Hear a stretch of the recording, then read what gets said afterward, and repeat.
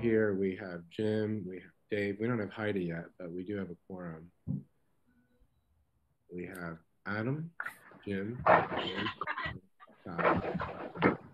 Dave, Jen, are you in the meeting now?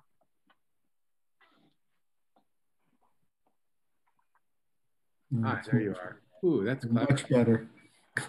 Okay, 1, 2, 3, 4, 5. Who's 6? Okay, 6 is here, so we can call the meeting to order. Okay, so I'm going to let the public in and we will call the meeting to order. Good evening, everyone.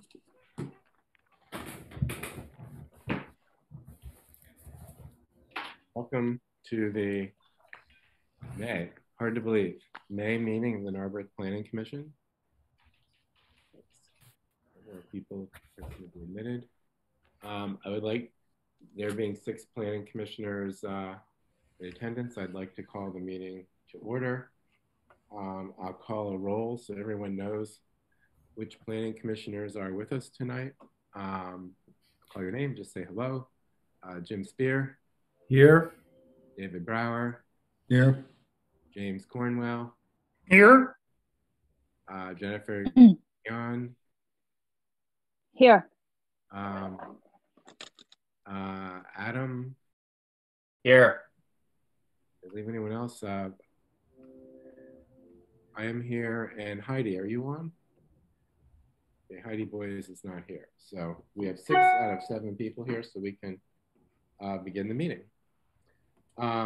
Just for those who are in attendance, we have 3 main agenda items tonight, 1 subdivision application, 1 land development application, and new business where we'll talk about a work plan for future zoning amendments. And then at the end, we will have public comment. We'll take public comment on the agenda items as they're proceeding and then have final public comment at the end of the meeting. As we always do, we'll begin with announcements and updates. And I'd like to begin with the minutes from our February meeting. I'm catching up with our minutes, which were distributed to folks over the weekend, I believe. Does anyone have any questions, comments, corrections to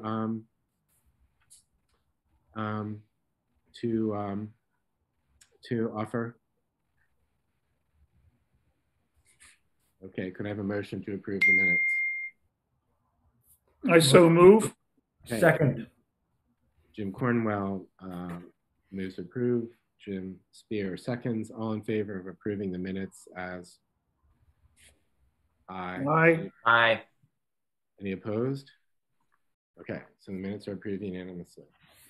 I need to, Heidi's busy texting me, trying to get help to log into the meeting. I believe she will. Okay, she's in now. So just a second. Heidi. Okay, I'll try to speak up. I'll use my outside voice. Heidi, are you with us?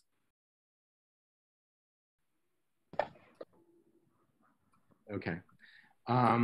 Let's move on. I believe Heidi will be joining us. Gov/deed-fraud. The City Council budget hearings that started today revealed to the public Philadelphia's rebuild program, which is the effort to refurbish public parks and recreation centers. Will Heidi? That was Heidi. Let's just continue on with the meeting. We'll move on to the chair's update. There are 2 things I would like to update you on. One is pending applications, and the other is the Historic District Ordinance. In regard to pending applications, we have several, but 2 that we expect will be on our agenda in June. The first is 146 Marion. As you know, we heard that last month. We've had several meetings with the applicant to discuss different sorts of scenarios that they might consider in subdividing and adding units to their property. And we've agreed to work further to see if there are agreeable scenarios that could result in the preservation of the house. So that that is stay tuned. The second is 3 Elmwood. We received the application a few days ago. There was a Civic Association meeting about a week ago to discuss the traffic impact study, the pedestrian study, and the bicycle study.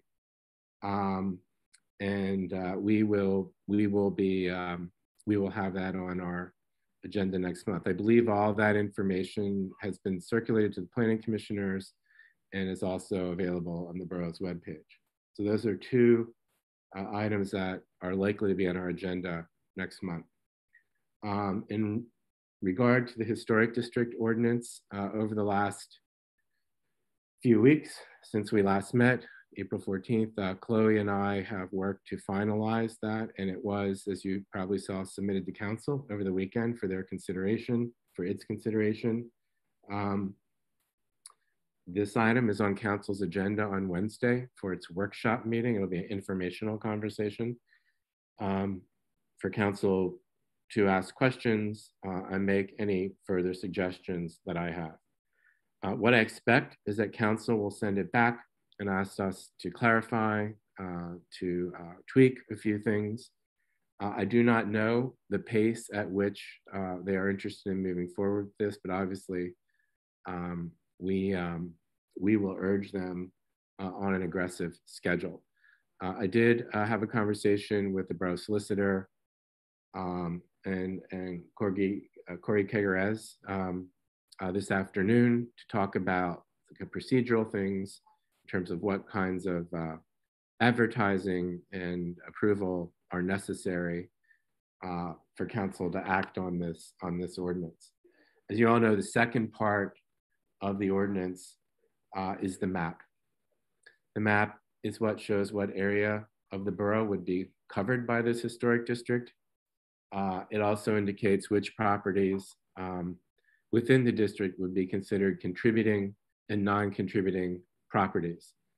I had a conversation with Kathleen Ablanop and Chloe this morning to chart that work out.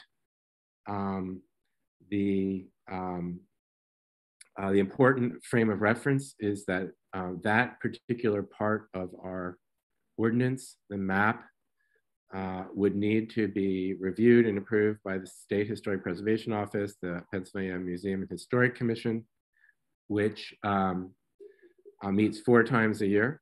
They meet in June, which is obviously too soon to have a map to them. It meets in September, for which they have an August deadline to receive the map. Chloe and Kathleen and I walked it back. The fastest to reach that threshold, which is nearly impossible, would require us to send council a map by the end of the month. A map and a listing of the properties within the historic district and which ones would be, again, contributing and non-contributing. We have developed a work plan to start work on that, which we can talk a little bit more about under the new business item. We broke down the specific components that need to be included, what needs to happen to get those components completed. And as I said, it's a very, very daunting challenge. And of course, that also means that council would have to also work very quickly. So I think we can begin work, but with some very aggressive targets in mind. But we have to we'll get much more of a better signal from council on Wednesday what their appetite is for the pace they'd like to move at. So that's the update on the historic district ordinance. Are there any questions about any of those applications or the historic district ordinance that I can answer for anybody? You said that the map needs to be completed by the end of this month? In order to have council have time to consider it, to advertise it, to vote on it, and then to do the final work that would be necessary to have a package to submit to PMHC, yes, the end of this month. you just count. You just have like you lay out the steps, and that's where it leads you. Yeah, there's a lot of work that's been done on it, but that is what we would have to aim for, and hope that council's prepared, to move that quickly as well. Which I don't know. We'll find out. I think there'll probably be a lot of questions raised and issues to consider once we actually look at the specific map. Are there other questions? Okay, let's move on then to the update from the Montgomery County Planning Commission. Chloe's here, Mike is here, Chloe, Aaron Holly is here as well from the Montgomery County Planning Commission. Chloe, do you want to traffic your MCPC's report tonight? I'm happy to say hello to everyone. I don't have anything in particular to report because you just reported on the things I've been working on, but I'd like to introduce my colleague, Aaron Holly, who I don't think most of you haven't met him before. He's joining us tonight because he's been working with your borough engineer as well as the staff members on the Saldo update. Hi, Aaron. Hi, good evening, everyone. I know I haven't met all of you. I know Todd, we've conversed over email. But yes, I'm just here tonight just to kind of drop in and let everyone know. I believe Chloe and Eric have been giving these updates the past couple meetings, but I'm just part of the transition team between Maggie and the new full-time planner. I think that's more or less still being worked on. But I took over the Saldo portion of that, and I've been just continuing Maggie's work, working with the borough engineer and the borough zoning officer, and just trying to keep that process moving forward. We've had a couple meetings. I know we're scheduled to meet again next week. And our focus over the past few meetings has really been the design standards section of the Saldo. And so that work is ongoing. And if anyone has any specific questions for me, I'm happy to try and answer them now. I have a question.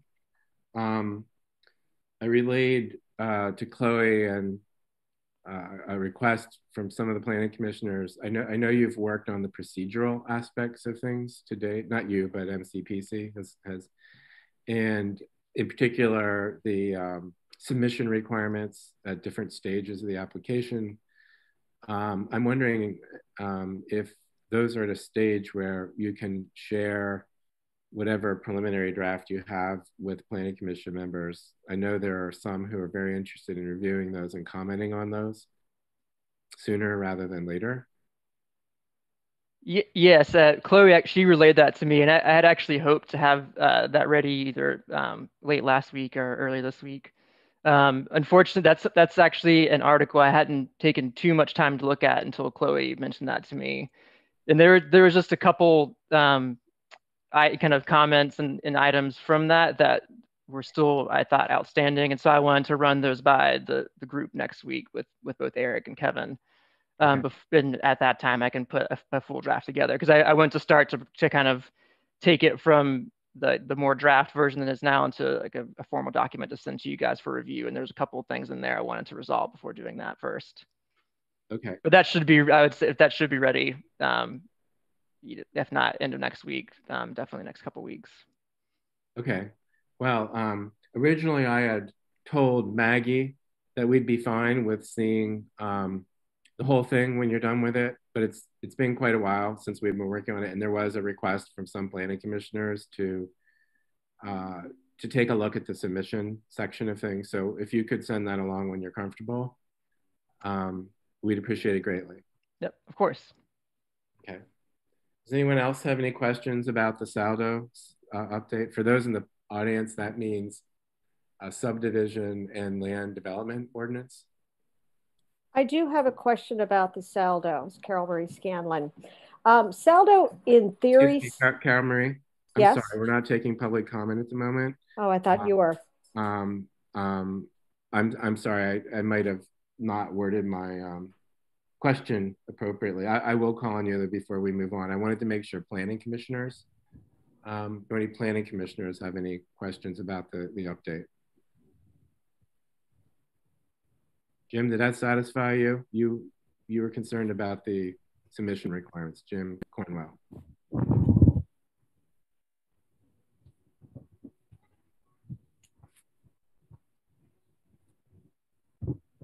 sooner the better is all I can say. We are getting submissions routinely that are not satisfactory in terms of their completeness. And so I think that's the reason that there's a desire for a little more specific language in terms of submission requirements.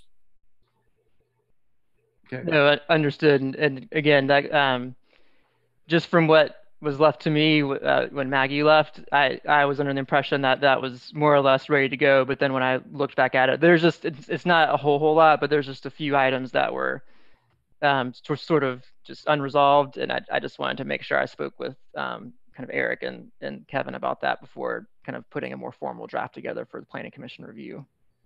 Okay. Okay. Any other questions for Aaron? Okay, so I will. I would just add, we shouldn't stand on ceremony here. This is important stuff. Yeah.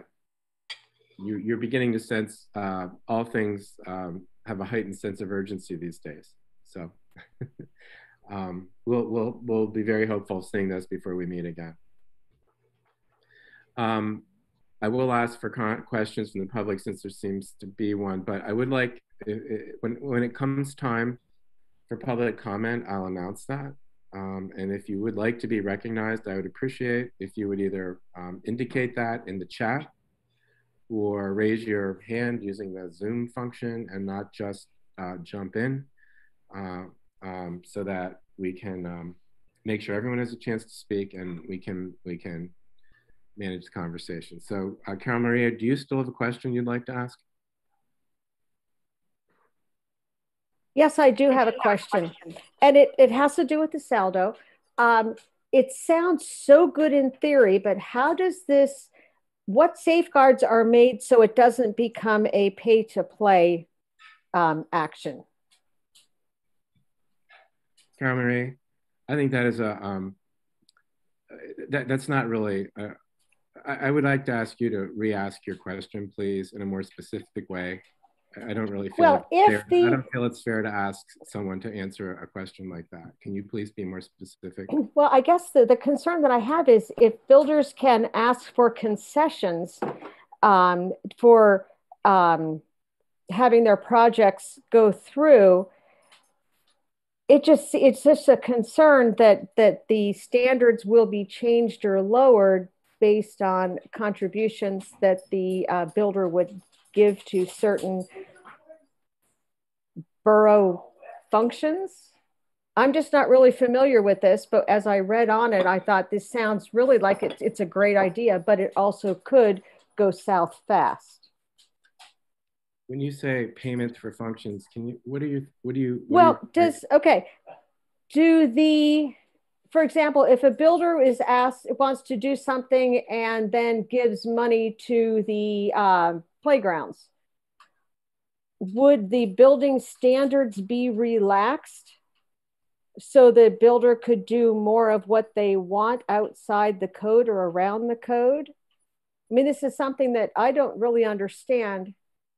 And the other people also have the same question.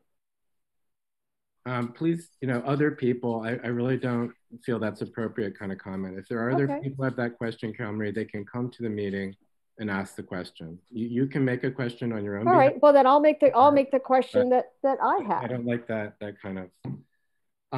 So first of all, Aaron, could you please explain what the Subdivision and Land Development Ordinance is and what's the purpose of the update that we're doing?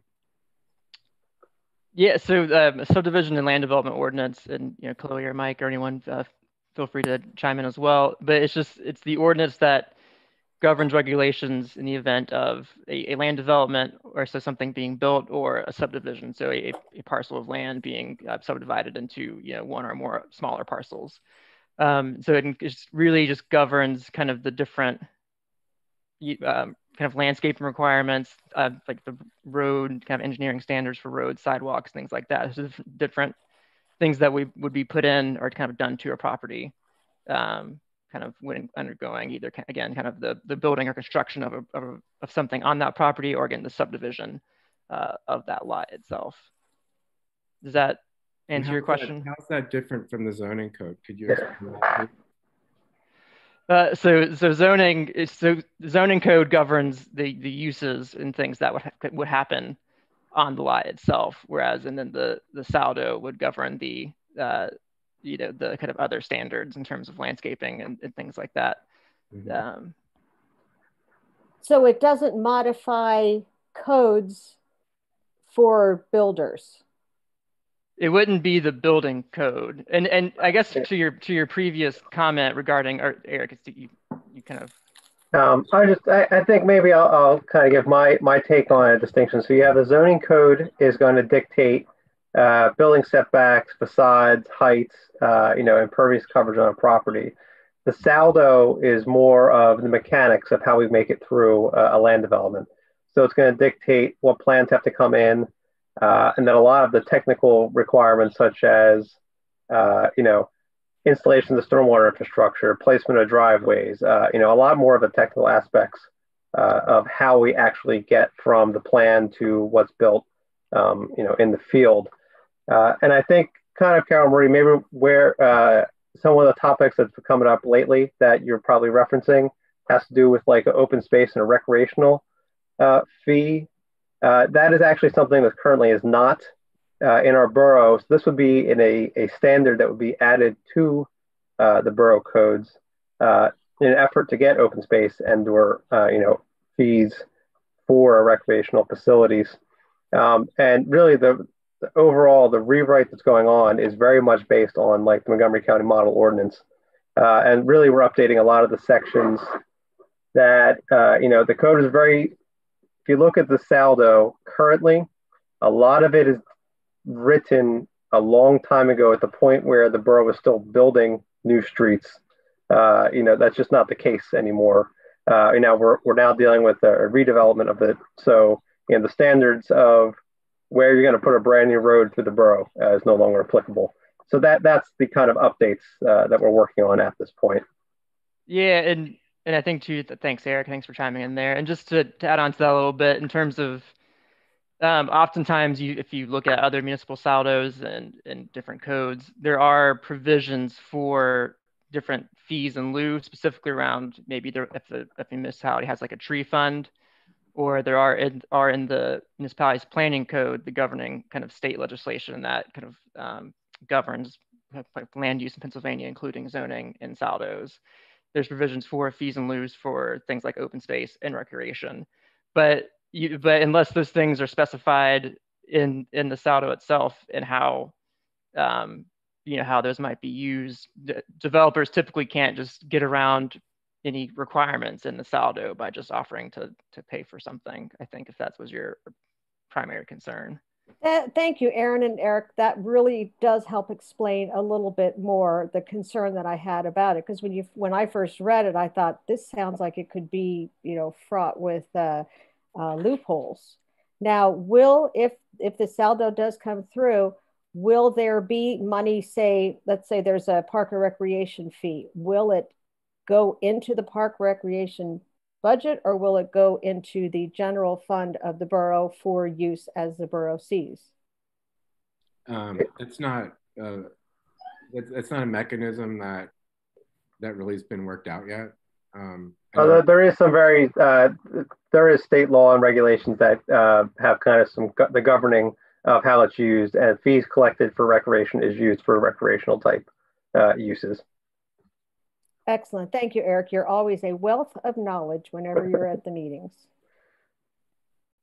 Carol, do you have any other questions about this? Okay. All right. So we will then move on to our, is there anything else from Montgomery County Planning Commission? Is that it, Chloe? I think that's it. Okay, thank you. So then let's move on to our first land development. It's actually a subdivision application, so that's a mistake on the agenda. That is 230 Dudley Avenue. This is a preliminary plan because it is solely a subdivision application. The tentative and preliminary plans have been, phases have been consolidated. I see Chris Yone and Vince Sposato are here. I believe, Vince, you're the applicant. Chris is your engineer. Would either of you like to walk us through your application, please? And good evening to both of you. Good evening, Todd and the rest of the Planning Commission. I'd be happy to walk through it. Do you mind allowing me to share my screen? Let me do that.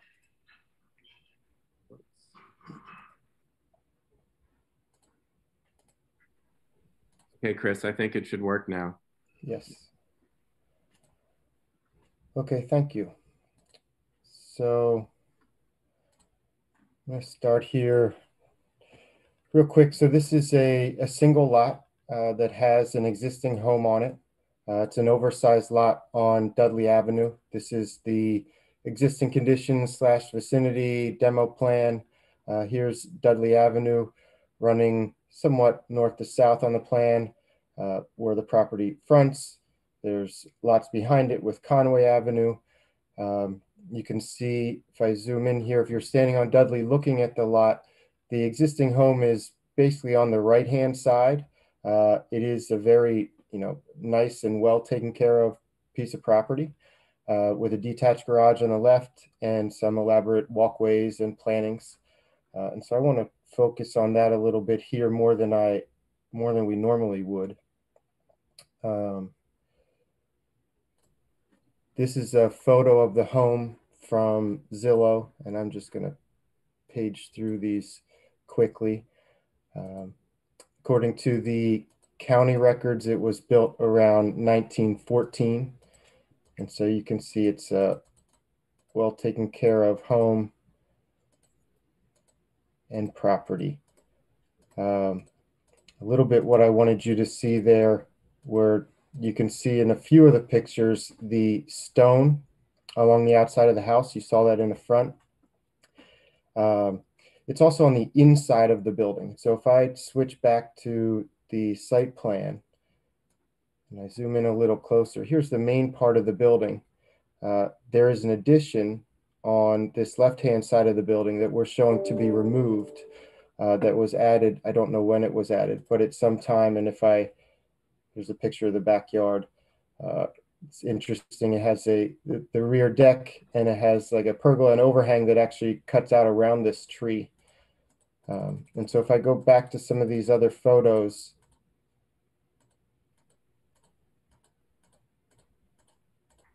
you can see this is standing in that addition and looking at what was the exterior wall. And so when we started looking at this property, seeing that it's an oversized property and it is possible to subdivide right down the center to create new lots, we realized that it was cutting off a portion of that building, and it would be really nice to keep that. And so we did meet with a couple of Planning Commission members. I believe at this point it was back in the fall of 2020. And so we discussed, how we could try to keep that home and still be able to build a new home on the side. And so what we've ended up with is this is the subdivision plan showing the existing home to remain. That section of that building addition on this side would be removed. And then this would be the new lot, lot 2. You could see the property line that is perpendicular to the street, but then once we get behind the building, it angles over to get the minimum lot area. And basically, if we were to have that be a straight line, the setback would cut into the existing home, which would either be nearly impossible to maintain a reasonable amount of the home, or that home would be removed in order to build 2 new ones. And so it's a relatively simple set of plans because it is just adding 1 lot. So I don't believe we need to show the new home. We did receive review letters from the borough engineer and the borough zoning officer. They are essentially all will comply items. The ones that I will highlight are, the one talking about a waiver for this lot line that has the angle in it. The other asked for information on the existing home. And so that was a little bit why I went through those photos to really show, what it looks like now. And I guess the code asks for elevations. But I feel like these photos are sufficient since the elevation won't change. Vince isn't proposing any changes to the home other than that removal of the addition on the side. Here's another photo from Google Street View from a couple years ago. And so it's this smaller addition, which you can't really see as well from behind the plantings, that would be removed. So that was a real quick overview. I'm happy to go further into the letter or answer questions by the Planning Commission. Okay, thank you. I guess maybe I'd like to start by asking Eric Johnson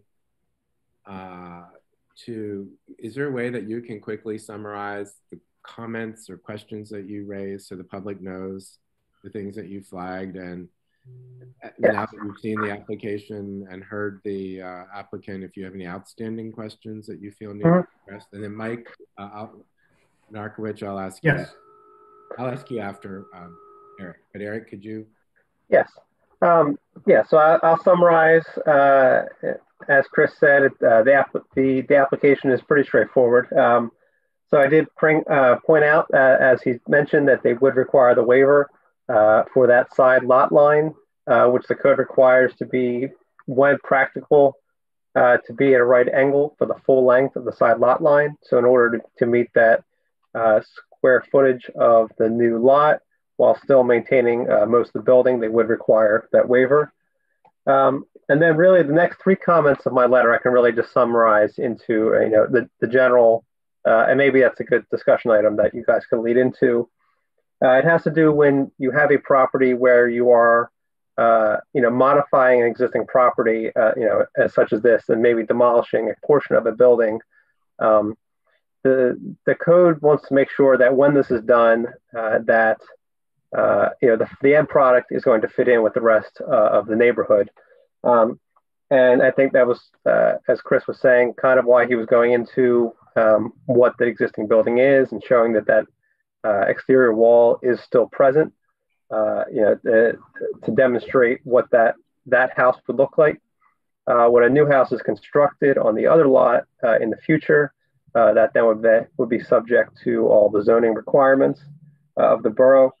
And then the other part, what the code is looking for is if you're approving a subdivision that's going to require part of a demolition, we want to just document on the plans that demolition takes place expeditiously after the approval, so you don't end up with a subdivision plan with a building in the center of the new subdivision line. So we just want that all documented, as part of the process.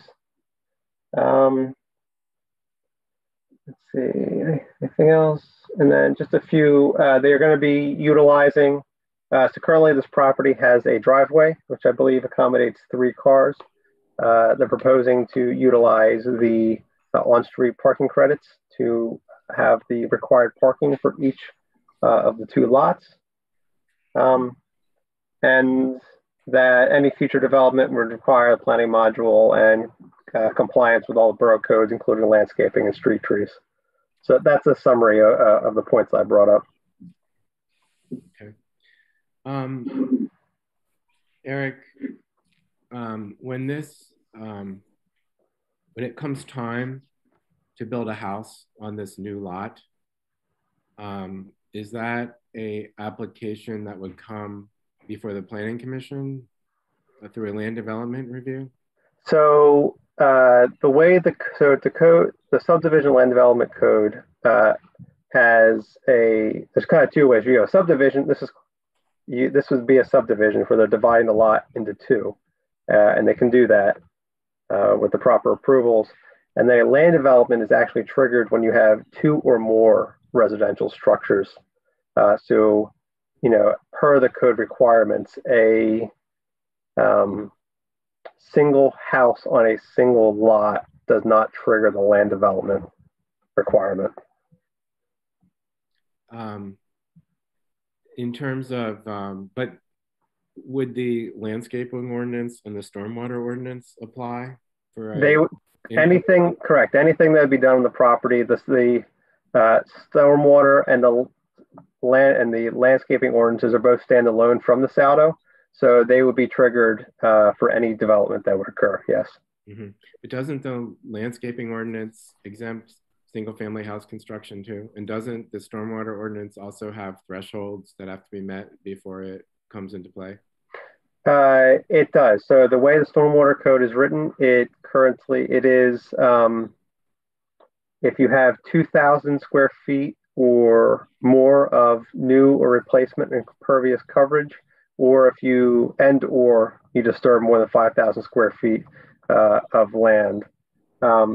Just as like a comparable, it looks like that existing house, when the existing house, when it's all done, is about 2,300 square feet of new impervious. So something of that scale would trigger stormwater. But if you fall under the threshold, the code by itself does not trigger stormwater infiltration and rate reduction. Mm-hmm. And are you familiar enough with the street tree ordinance to know whether a single family? I don't know that a single family house would be covered by that unless some other action was triggered. Is that right? I believe there's street trees are regulated in zoning. But I'm so zoning the tree replacement provisions and things like that. Pretty sure. Yeah. Okay. Tree replacement is. That's the landscape. That's the street tree ordinance. A subdivision triggers it, but a land development of a single home does not. So it actually applies now and but not later. The landscaping ordinance, which I think Mike put in his letter. Okay. Right. But since they're not proposing to build a house now and there's no changing of the landscape, then there's nothing to be done, right? And then not necessarily. I think Mike's going to address that. Okay. So Mike, we'll get to that. Okay. Okay. Okay, I think that answers my questions, Eric. Eric, thank you. I sometimes I feel a little guilty for putting you up there, but it's really useful to have you explain these things to us. Thank you. My job. Can you summarize the review that MCPC made? And so for the public, every application is reviewed by our borough engineer, who's with us tonight, our borough zoning officer, who I do not believe is with us tonight, and Montgomery County Planning Commission also provides a review on an advisory basis. So that's what we're working through tonight. Mike, can you describe your review and then perhaps walk us through the landscape issues? Sure, I'd be happy to. So yes, I just had a couple comments, and with landscaping, primarily I was pointing out that there's a lack of information. So no landscaping plan was submitted, although it is required by Chapter 348 landscaping. And I did hear you say that there was maybe some exemption for one house or for something of a certain size. I didn't see that, but the code is still new to me, so it's possible that that's in there, and I just don't see that in 348. But I had written a landscaping plan will need to be submitted in order to evaluate conformance with requirements for street trees. One required per 30 linear feet.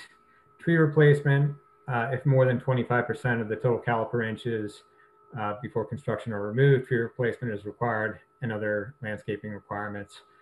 And then with the preliminary plan requirements, there was just some information, and I highlighted some of the more important information that is required, like topography, species and size, and location of existing trees 6 inches in caliper or greater. Of course, with architectural renderings, there's no building proposed, so that is evidently moot. But just looking back while we were having this conversation about when land development is triggered, when zoning is triggered, in the definition, the subdivision into 2 lots is considered land development. And as I think Chloe was getting at, now is your chance to require landscaping, to require street trees, And so if you want to do it, now is when you can. Often that is pushed off, of course, as I'm sure you know, to land development if it's a larger development, because then when homes are built, then it triggers land development again, and you can require the street trees. But in this case, due to it just being one additional lot, that would not be triggered. So I guess now is your chance. Yeah. I will just say, I just went back and looked in the zoning code. There is a street tree requirement for all 30 feet. So at least the street trees are triggered by zoning. Right. But in terms of the landscape ordinance, chapter 348, section A1A does say it has to be a group of 2 or more residential and non-residential buildings. That chapter applies in that case. However, in regard to a subdivision of land, it can apply to a subdivision of land, which this is. And in addition, where the section C says, where the borough in reviewing any building application pending before it deems it appropriate to impose landscape regulations in order to protect the health, safety, and welfare of the community. And we have 2 opportunities to ensure that this subdivision and any future development would follow our landscape code, I think. So, I mean, that's what I read here. This is section 348(1), legislative intent and application of the code. Yeah, that's an interesting point, Todd. I'm not used to seeing clauses like that, but I mean, that's absolutely in there. So you're right about that.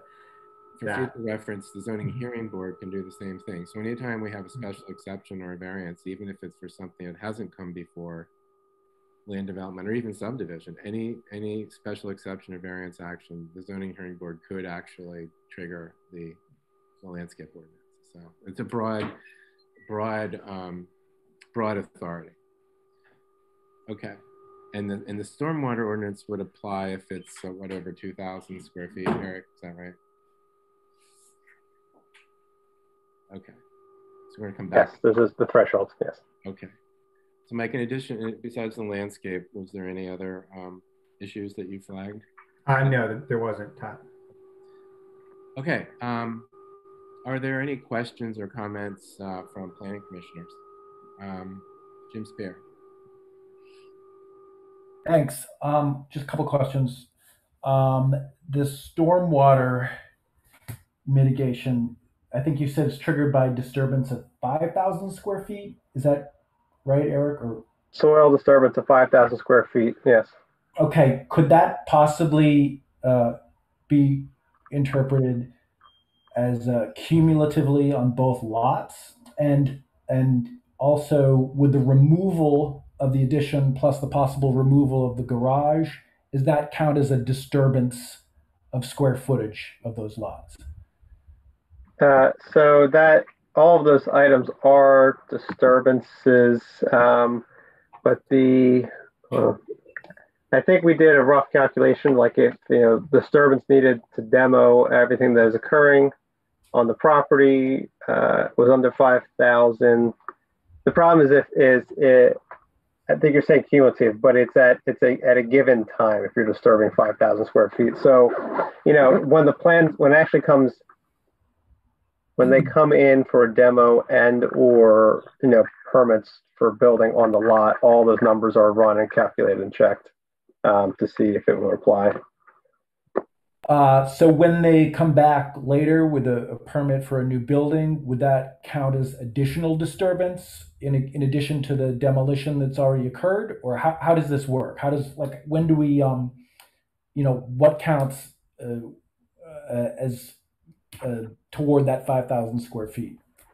I'm going to double check the exact language, but it's 5,000 square feet of earth disturbance. Let me check the stormwater code just to see. Impervious coverage is cumulative. So from the time the ordinance is adopted, once you put 2,000 square feet of new replacement impervious, that counts towards your stormwater. I believe the earth disturbance is just at a given time of disturbance. Actually, Eric, I'm reading the code now online. It says it's 1,500 square feet or less of additional. All right. All right. Where are you? So the Stormwater Code actually has a section that is moot. So if I go to Stormwater Management, and there's this Part 1, Lower Marion Drainage District does not apply. It's the Darby Cobb Creek Watershed. Part 2 is the governing stormwater ordinance. I see. Okay. And that's 500 square feet of impervious. 5,000, right?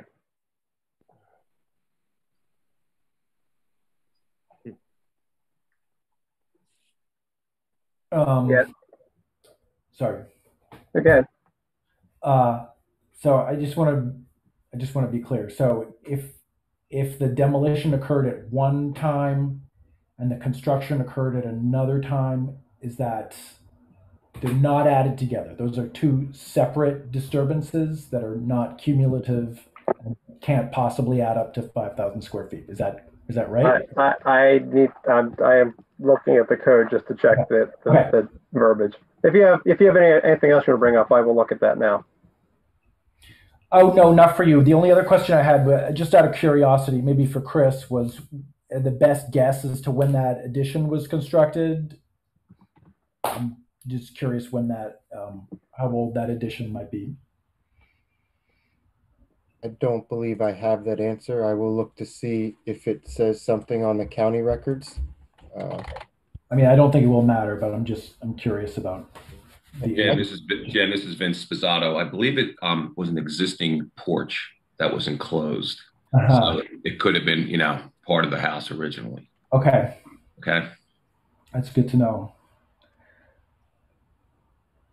Eric, Part 2. Do you know anything about that? There's that strange little offset at the as the property goes into the street. Does that have any effect on any of this?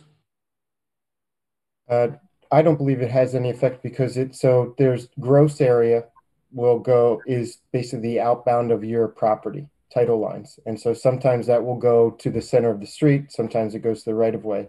In this case, it goes to the center of the street. The net lot area, which is where the minimum lot areas are required, that just goes to the right of way. So that little notch doesn't really have an effect because it's part of the gross area, but not part of the net. What I think happened with that little notch is there's some properties that face Conway that have a strange angle to their line. And I think it was through an old subdivision that didn't clean up that part in the street. If I could answer a couple of those other questions. I'm sorry that I didn't have street trees. I didn't pick that up as needing it in this stage, but we will comply with the street trees. We do have the full topography for the lot. I don't know why the trees weren't shown on that plan. That's a layer issue. We did, kind of anticipate, that the Planning Commission would like to see, what would be built there. And so if I can, I'll share my screen again. This is just a preliminary site plan with, what a new home might look like. This is a similar footprint to one that Vince did somewhere else in the borough.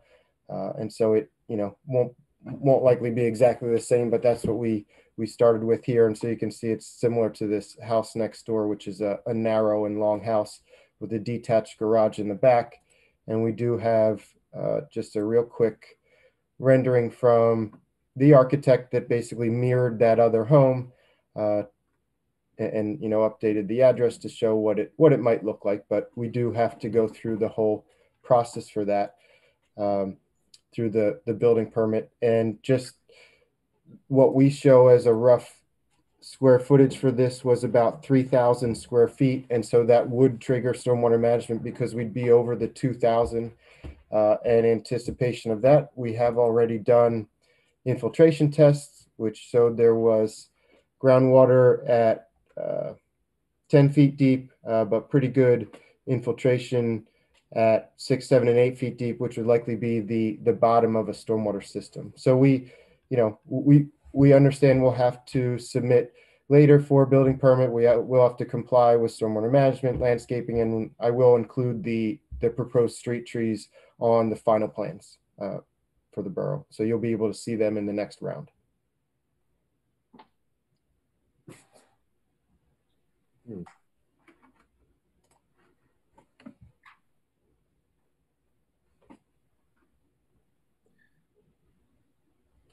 When you say the next round, do you mean the final plan? Yes, final plans. Yeah, so there's and I know you know this, but for the benefit of others, there's 3 stages in Narberth: the tentative, sketch, preliminary, and final. For this type of, we'll call it a minor subdivision, you don't have to go through tentative sketch, you can go right to preliminary. But when we come back for final, which will go back through the process to the Planning Commission and Borough Council, we will show street trees on those plans. And then Eric, what would the process be for reviewing their stormwater submission, since it's not treated as a land development application per se? I mean, Stormwater regulation is a standalone regulation ordinance, which has requirements for infiltration of stormwater, reducing the amount of water that leaves the site. So the way the codes are written is when you have new development, they have to put it in a stormwater basin or whatever system.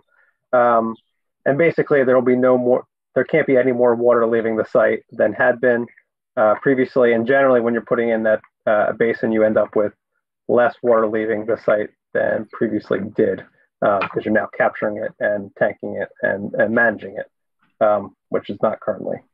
And that would be reviewed. It's a full engineer report, signed and sealed by the engineer, and then reviewed by our office. But that never comes into any kind of public meeting? It does not, no. It would be done in the grading permit application, which is an administrative application. And I assume the landscaping, since that would be, the compliance with the landscaping ordinance would be the same way. That would be some sort of, would that be the borough engineer's review? If it is done outside, so if it's done as part of a development of a property, like a grading permit, that's not going through the land development process, then yes, we'd be reviewing the code. Collectively, landscaping in the borough kind of is covered. It has a landscaping ordinance, and part of it's also covered by zoning. So it's collectively kind of the engineer, the borough staff, and the zoning officer. Chloe, were you going to say something? I mean, I was just going to say that if you want to, you can require a landscaping plan with this submission. Right. Okay. I mean, I think that's clear from the code sections that I read and from Mike's letter. I'm also curious as to whether we can request or require a stormwater submission at this phase as well, since normally we would see it and they have to comply with it anyway. So we'll have to take that under advisement for a little later in the conversation. Back to planning commissioners. Other planning commissioner questions?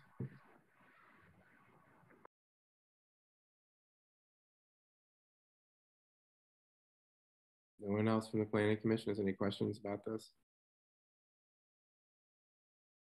Okay, at this point then, before the planning commission discusses its recommendation, I will open it up to public comment or question. I do ask anyone in the public who would like to be recognized to indicate so in the chat or raise your hand, and then we will call on you. Is there anyone from the public who has a question or who would like to?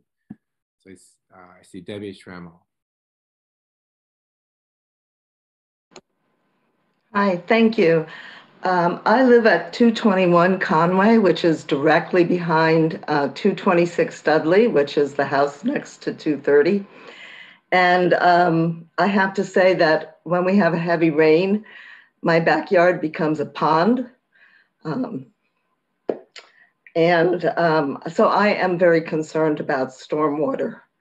And I would appreciate if you could look into this. Okay. Chris, did you want to respond to Debbie? Is that why you raised your hand?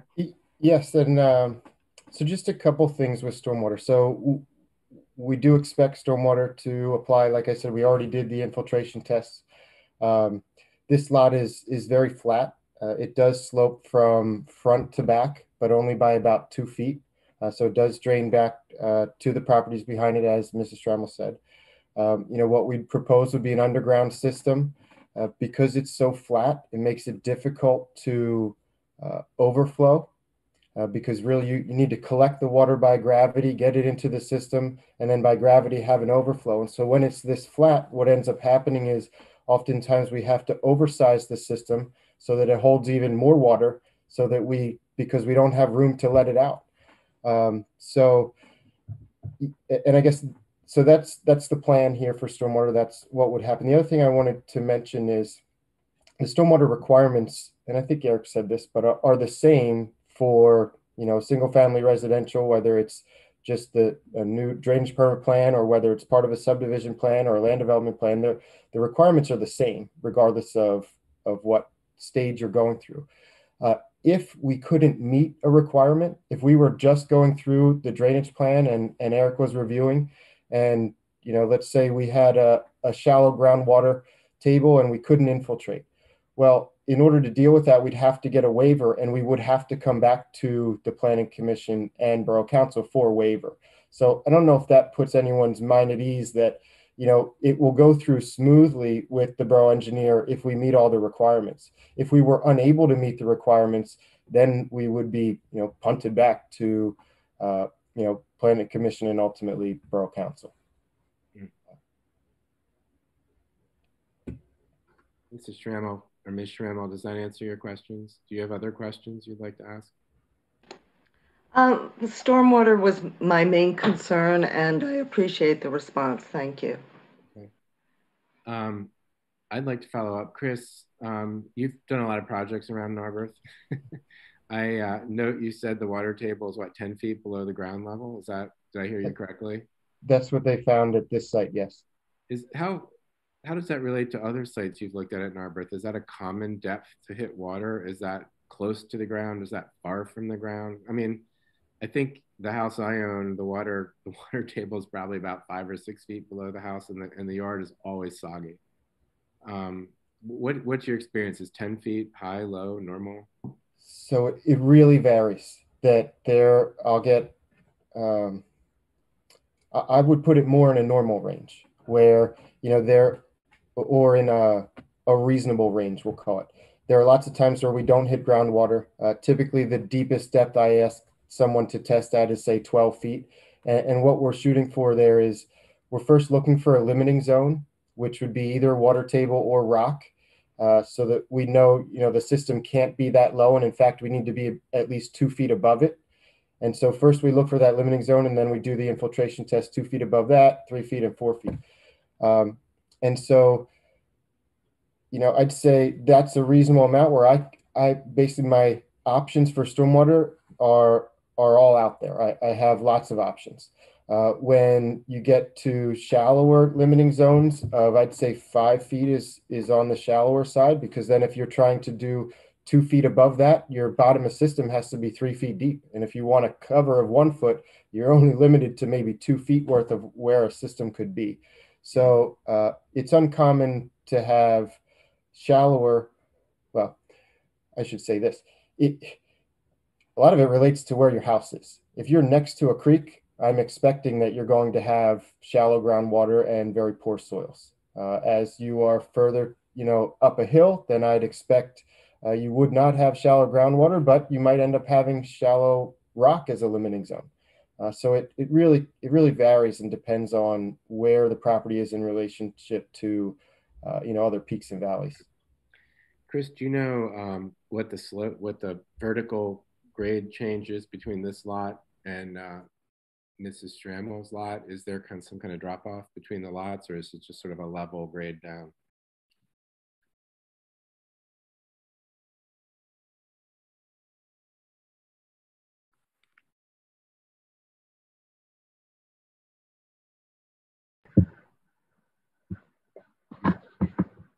Chris, you're muted if you're talking. Yeah, I'm sorry, I was muted. This is sheet 2. And so we have the topography on this property. You can see the 271 contour in the front. We have a 270 as this darker line and 269 in the rear. These other fainter lines are from LIDAR. Basically, that's available 2-foot topography from the Penn State website. And so that's showing that, starting from the top of the screen here and likely even further up to the north, that it looks like these properties, somewhat drain north to south. And so it looks to me like there's probably a decent amount of water that goes along this property line down those rear yards. It looks like Mrs. Schrammel's property, and I don't see the name written here. You're at the right one.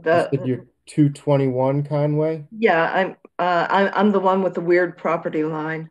Yeah, so it looks like that's right in here. Correct. That's it. And so it does look like from this contour line, it looks like the water is pushing through. You can see this shows kind of a swale at the driveways pushing down in here, and back on this side. So it looks like she probably has 3 swales here. One that pushes water in between each of the homes, hers and 223 Conway, and in between hers and 219, the water pushes in between. But yeah, her property looks like it's pretty flat as well.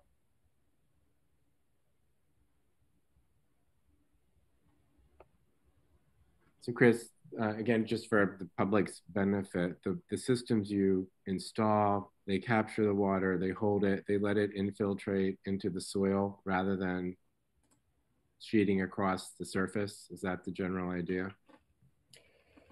That's correct, although it does both. So the way that I usually explain stormwater is when it rains on a field, some of the water seeps into the ground and what doesn't runs off slowly. When it rains on a parking lot or any impervious coverage, then none of it seeps into the ground and it runs off quickly. So the 2 main design components are how much infiltrates into the ground and then how quickly it runs off. And so we would typically, if we design an underground system, let's say it's 6 feet deep, you might say, okay, the first 3 feet or so, the only way that gets out is infiltrating down to the ground. And then the upper 3 feet is what we would let leave the system, but we would slow it down so it doesn't go any faster than pre-development. And when it leaves the system, we would pipe it to what's called a spreader to spread it out so that it doesn't go out in one point, but instead goes out over a larger area.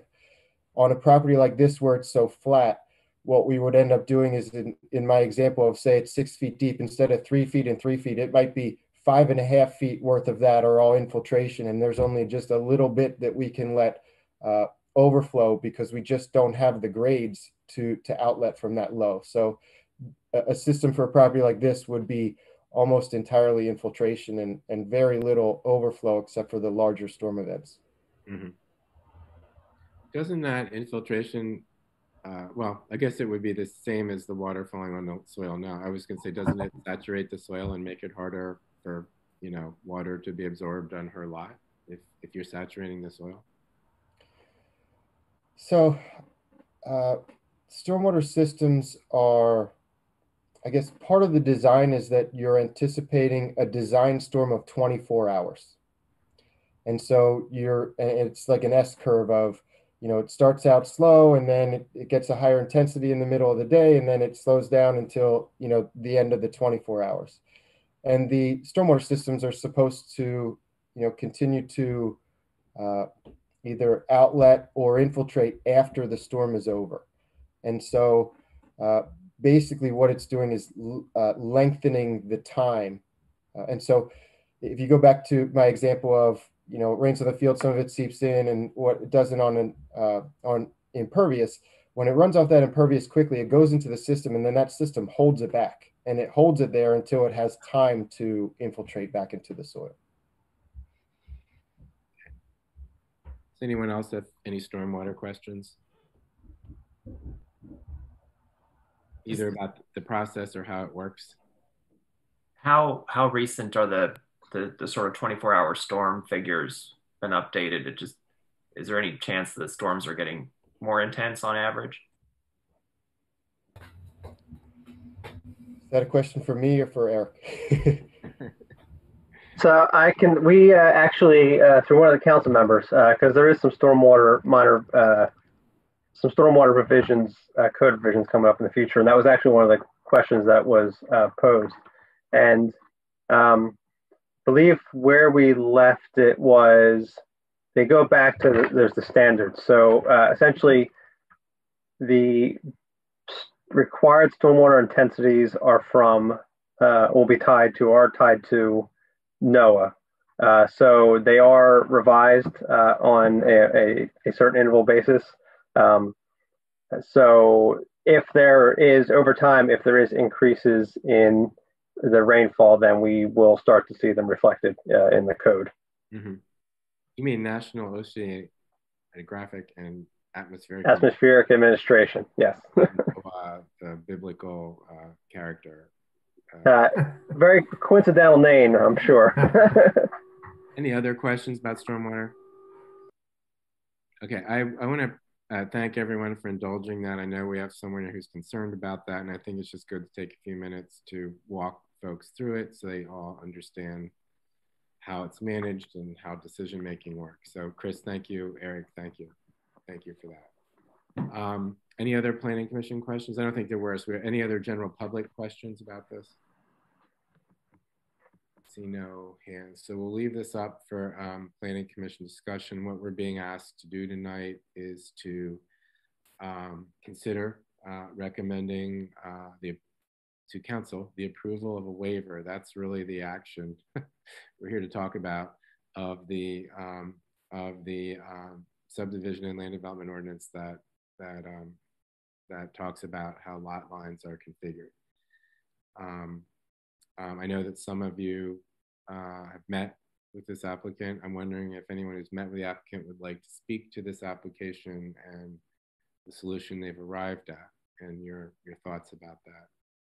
Anyone care to comment who's talked to the applicant about it before?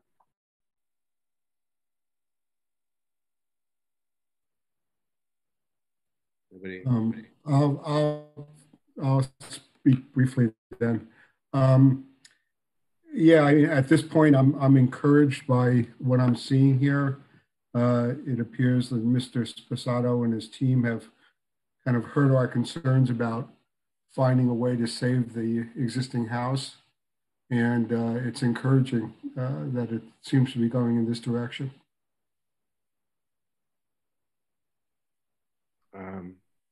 Anyone else who was in a preliminary meeting like to make a comment? I'll ask a question of my commissioners. We tend to look very carefully at situations where lot lines are kind of adjusted in this manner. We generally want to be able to articulate a very strong public purpose and public benefit to providing that waiver.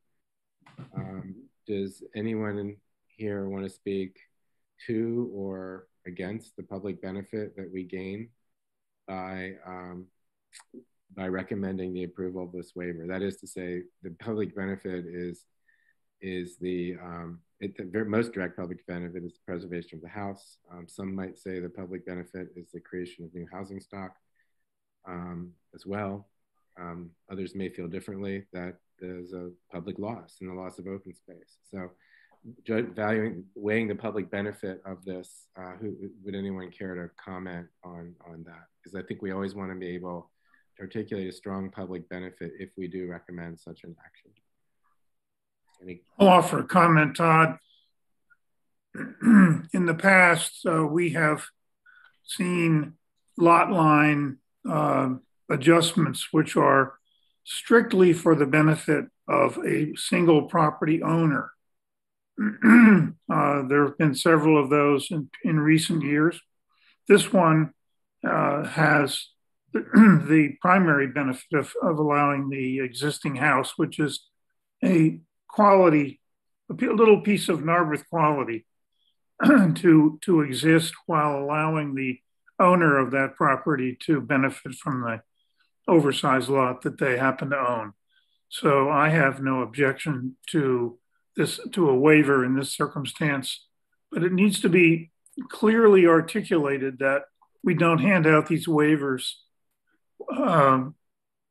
for lesser reasons,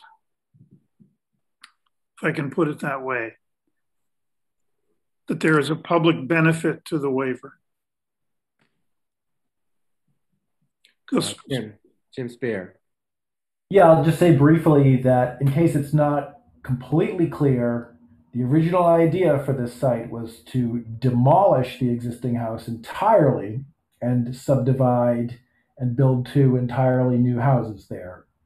So this is a far preferable outcome. So I'd say that's enough of a public benefit and a preferable benefit for preservation and the streetscape preservation.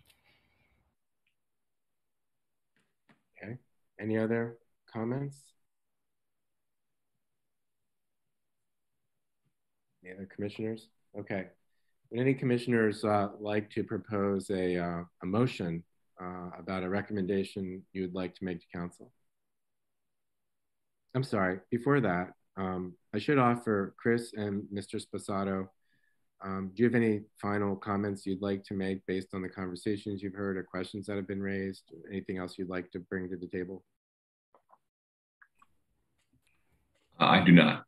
Okay. Neither.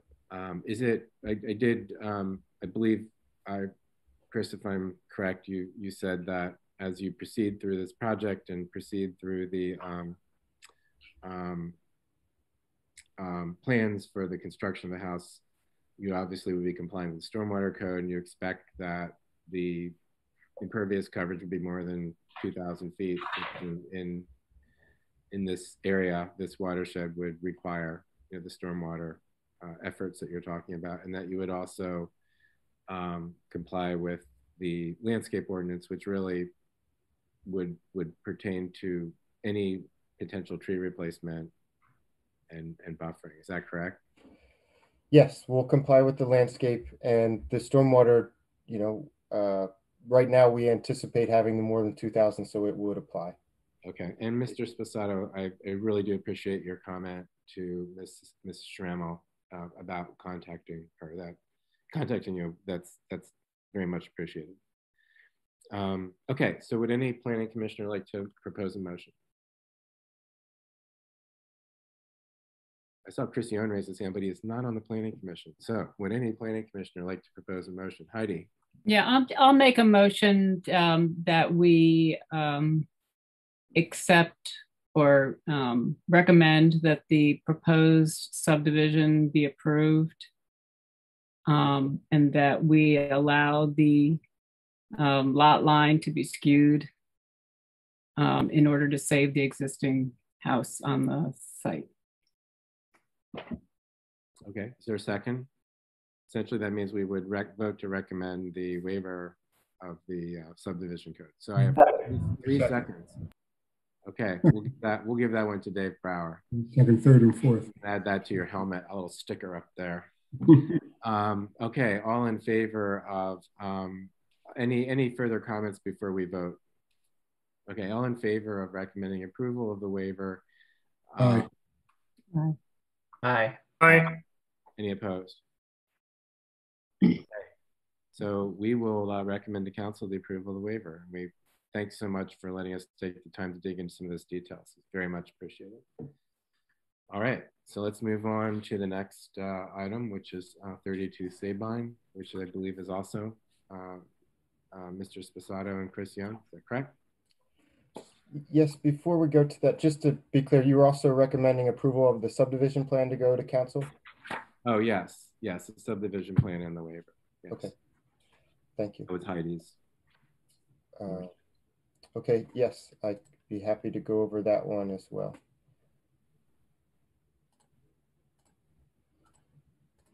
Just a second to recollect my documents here.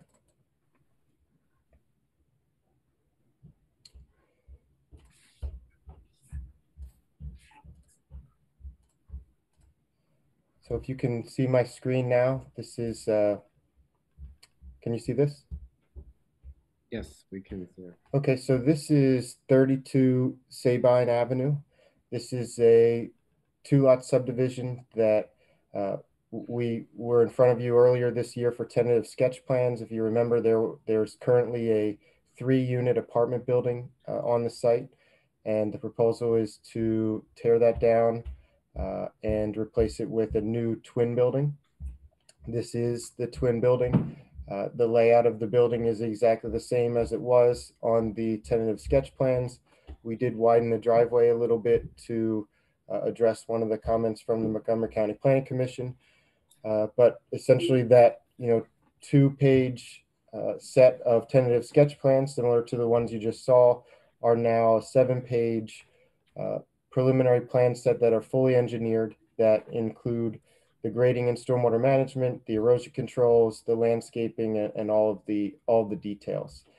And so we did respond to with a response letter to the approval, the resolution for approval of the tentative sketch plans, and addressed the zoning officer's letter, the borough engineer's letter, and the Montgomery County Planning Commission letter.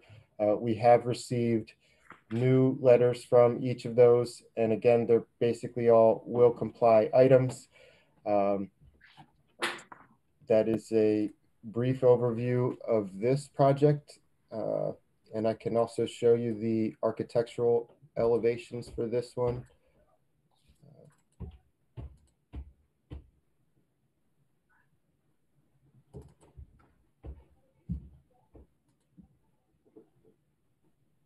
These have not changed since the tentative sketch plans, but I just want to show them again, where from the street, you're basically looking at a 2-story building.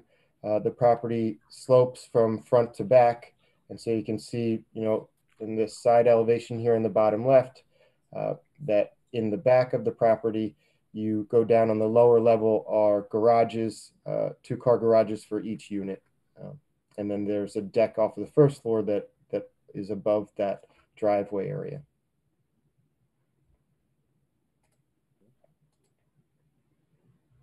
So as we did, is that it, Chris? Yeah, I could just page quickly through these plans here. Stormwater details, erosion controls, all their details, the landscaping plan with some new street trees. I do understand one of the comments was looking for another street tree, which we will add. Chris, yeah. Is that a retaining wall that's coming off the rear on the west side of the parking? It is. Yes. Okay, because that side elevation didn't seem to show that there was a need for that. You're right. It doesn't, and so there's not a need for it on. Make sure I have my north arrow correct. So there's not a need for it on the east side, but there is a need for it's 4-foot max on this west side. And also there was no title block information on the architectural elevations. Is there a consulting architect with this, or how are those drawings being produced? It's for Joe Worthington prepared those, and so he's the architect, and he does almost all of Vince's homes.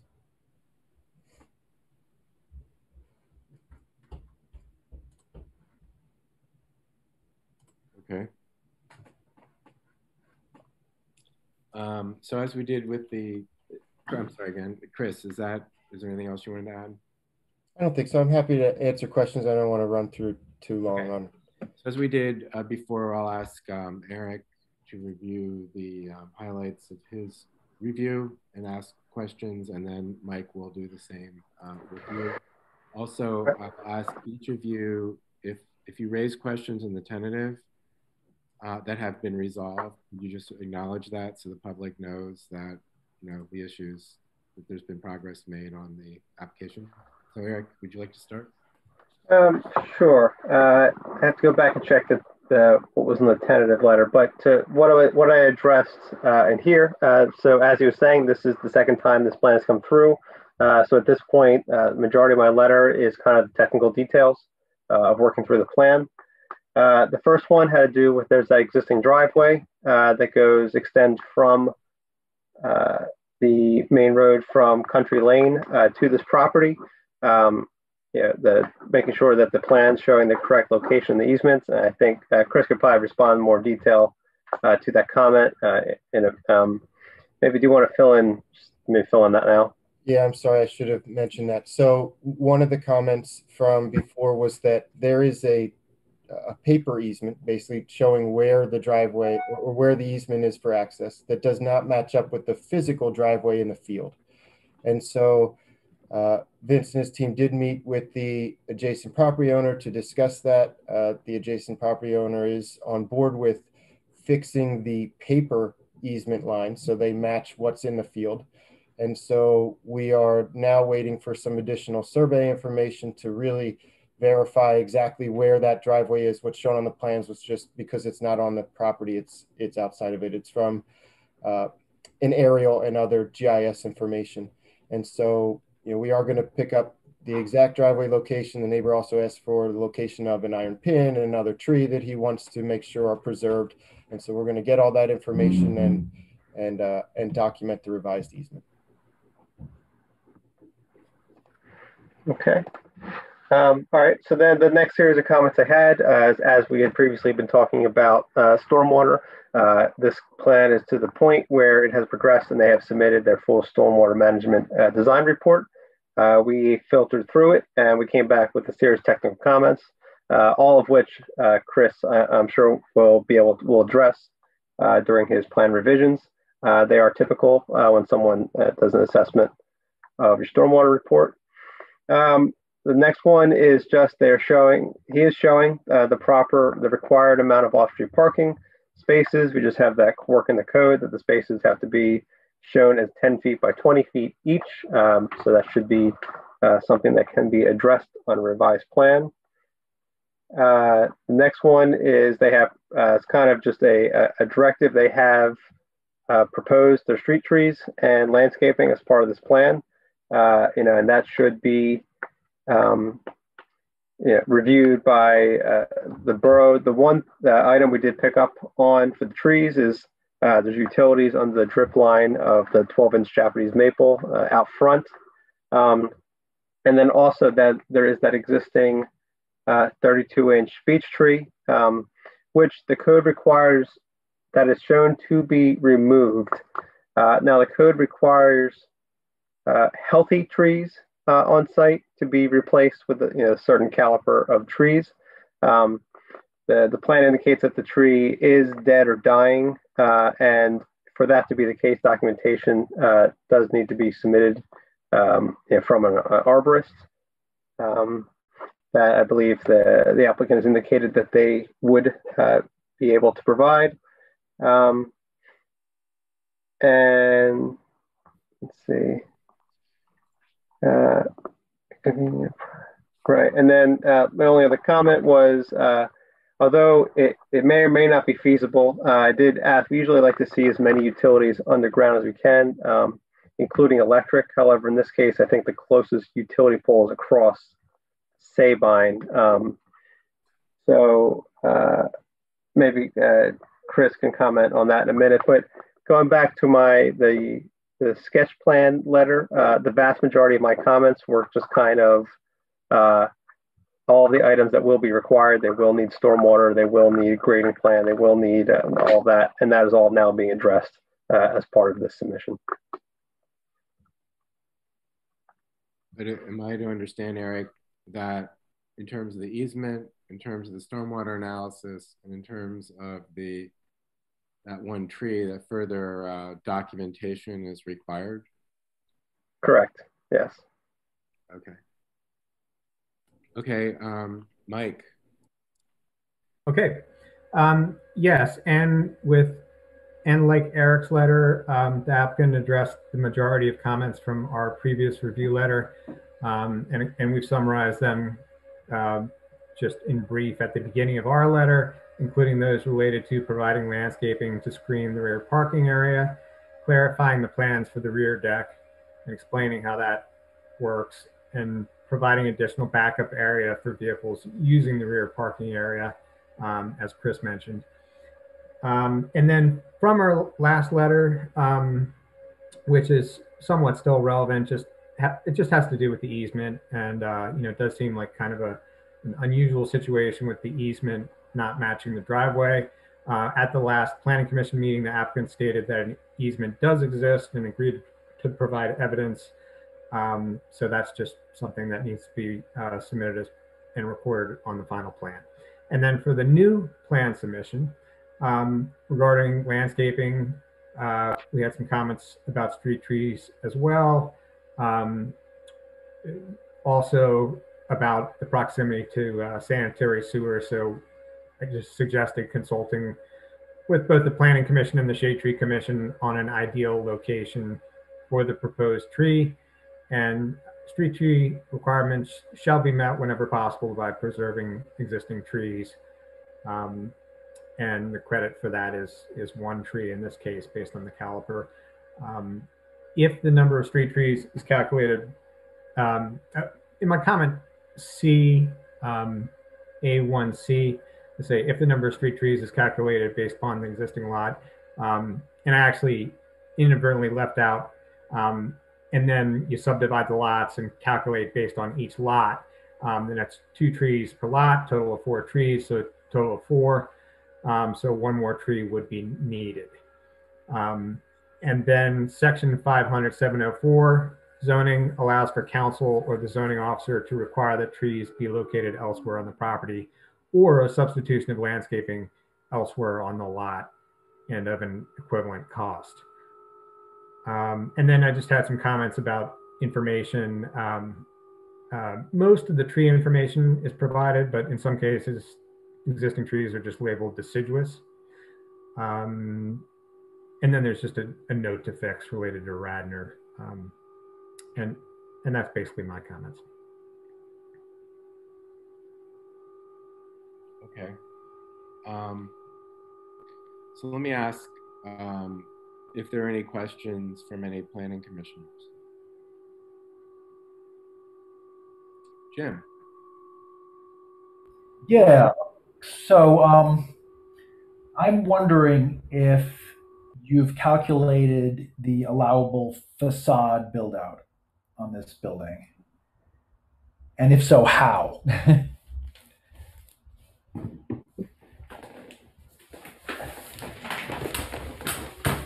And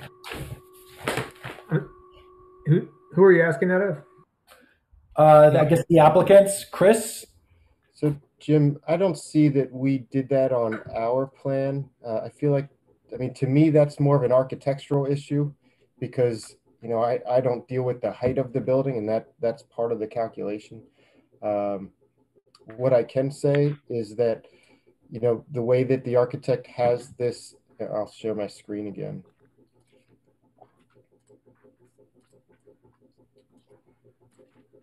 The way that this building is drawn, the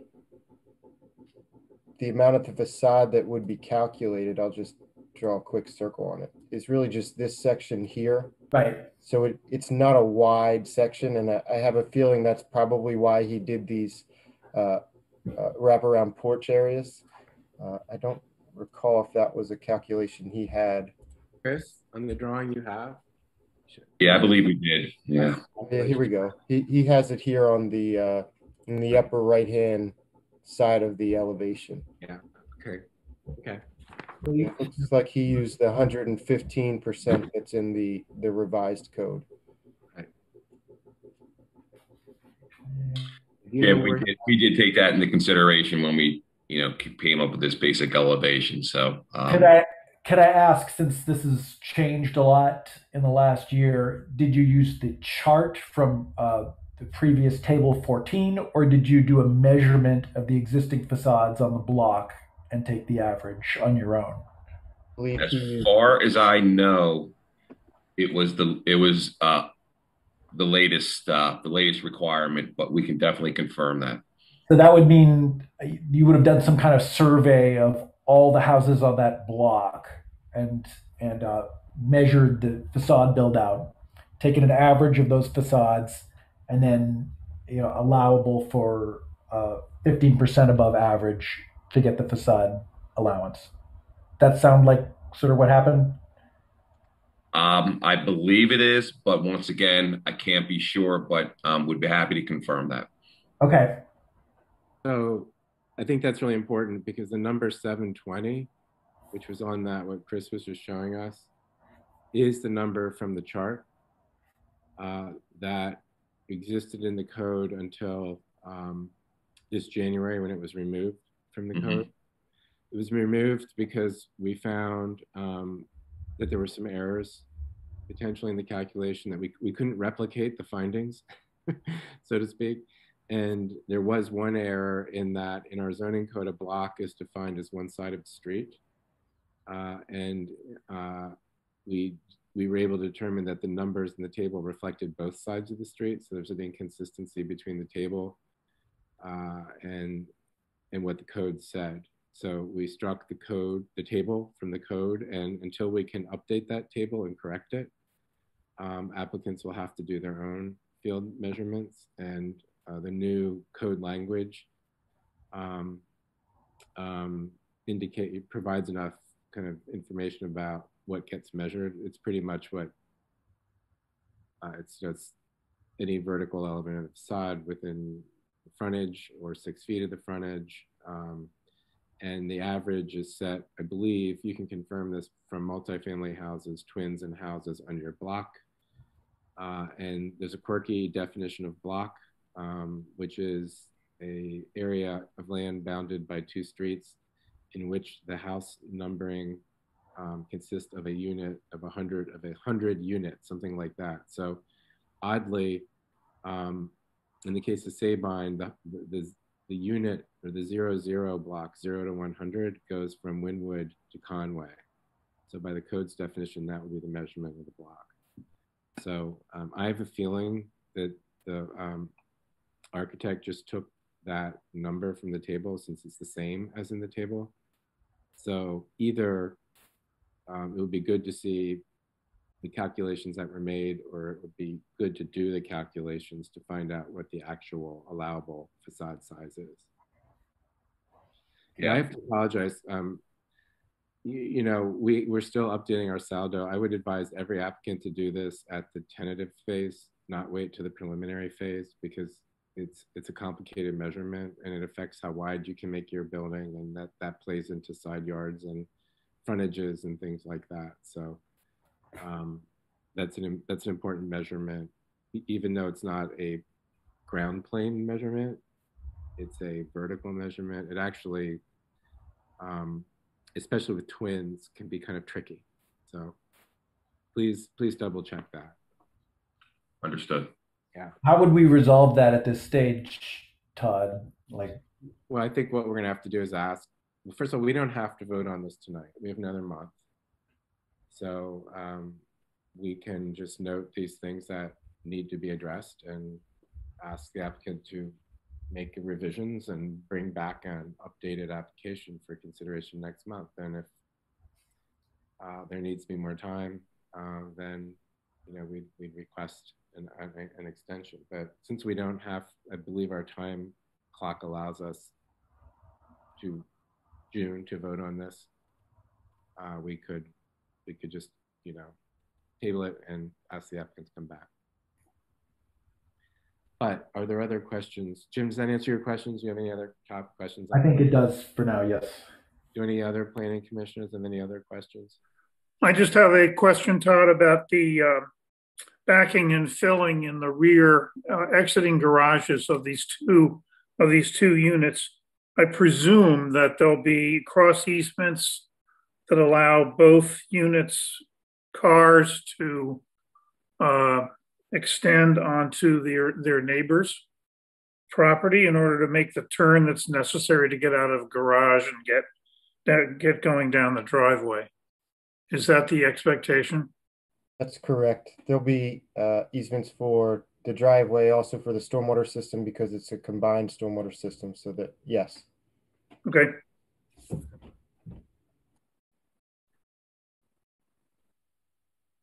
Okay. Any other comments or questions? Okay, at this point, I'll ask. Can I make one more comment, please?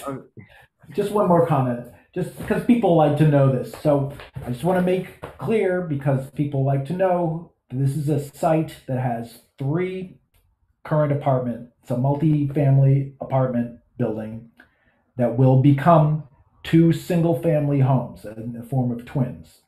And it looks to me like they will each have 2 parking spots. Is that, even though they're only required to have 1, that's correct, right? Correct. It's a 2-car garage for each. Great. Thank you. If there's no other planning commissioner questions, I did want to, there's been a lot of comments about the landscaping. So the beech tree in question, which you're reporting to us is not in healthy shape and therefore should be taken down. Is that the tree that's kind of on the northeast corner of the lot? Yes, I can. And so we made that determination as we were going through the plans, and I can share my screen and tell you why we showed that. This is the tree, and you can see that it's a large diameter tree, but it's cut, it's topped. And so, you know, my understanding is that typically when trees are topped like that it's just a matter of time before they die. And you can see how it was cut several times, branches were cut off. And so Vince does have an arborist who is looking at that, but we do not have the report yet. And so I mean, like I said, I made a judgment on that, but the arborist will make the ultimate decision and tell me whether my decision was right or wrong. Can you leave that picture up, please? Mm-hmm. I assume the tree to the right is taken down because the houses will occupy that area. But the tree in the center, will that be left or will that be taken down? They would all be removed, all 3. And so we were originally trying to keep that one near the street, but unfortunately that was not in good shape. This one on the right-hand side, that will be inside of the new building, and this one over here is just a few feet off of the new porch, and so it's really too close to the proposed improvements.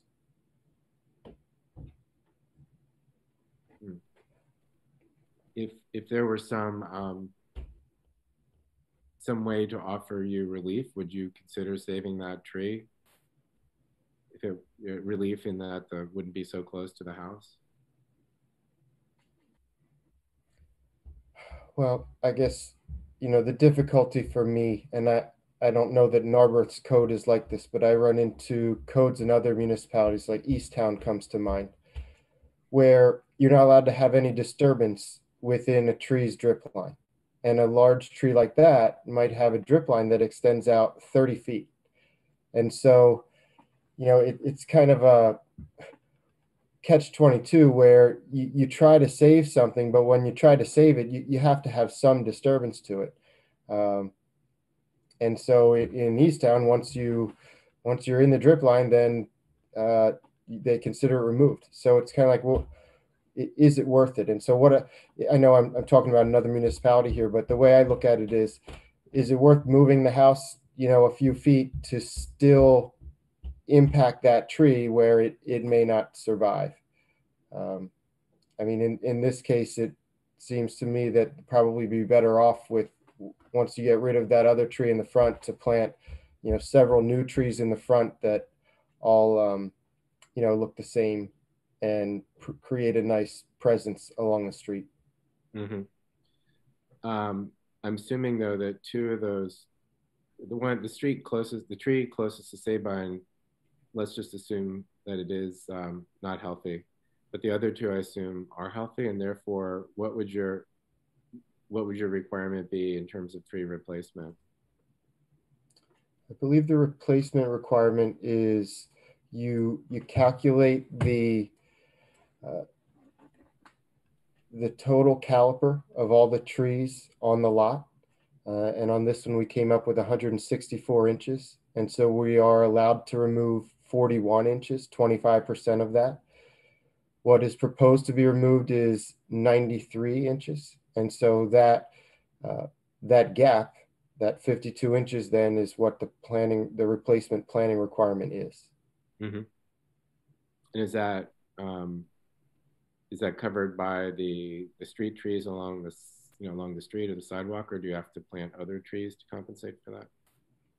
I believe that the street trees would not be included in that replacement, that would be separate. Okay. So those would be in other parts of the lot. Is that like the arbor vitae in the back, I think? Some of it is the arborvitae, right? And there's some also white oak shade trees in the rear. Okay. And has this been vetted with the Shade Tree Commission yet? Not yet, no. But it would need to be, correct? I believe so. To be honest, I wish that Narberth had a more streamlined process for me on how I make that happen. I find that I have to ask, can I get on this meeting? How do I do it? And so I'm not sure, Todd, if I have to. I think that I should, and I guess that the onus is on me to reach out, and so I'll do that. I'd be happy to kind of nudge them a little too on your behalf. I feel like when these sorts of situations come up, it would be important for them to be involved, but I also understand you can't chase them. Yeah, and don't get me wrong, I'm not putting it on them. They may not even be aware of the project. Yeah, which is our mistake as well. In some municipalities, when I make the submission, it kind of just branches out everywhere, right? And everyone finds out about it, and you get scheduled. Here, I think that, I guess the onus is on the applicant, and the Narberth has several subcommittees, or I'll call them, that I'm not sure which ones I have to go to. I know on some projects as a condition of approval, I'm required to go to some, but on others I don't. Yeah. Well, I do think the Shade Tree Commission might actually be mentioned in that landscape ordinance. I'd have to double check. Okay. I'm not sure about that. But in any case, I appreciate your willingness to try to connect with them. I think that would be important. And I take your point that we should clarify that and make that connection earlier on in the process. To the extent I can, I'll try to remember that. When the borough office is circulating these, I'll try to remind them to. Todd, I'm keeping note of that too. As you're aware, in about another month, hopefully we'll be a lot more settled with our processing, the borough administration office. So, but I will remind that as well. Okay. All right. Are there any other? I think we've covered planning commission questions. So is there any one in the public who has a question or a comment? I'll just ask you to indicate in the chat or raise your hand. Okay, I see none. Sounds to me like there are a number of things that still need to be nailed down, particularly the facade calculations.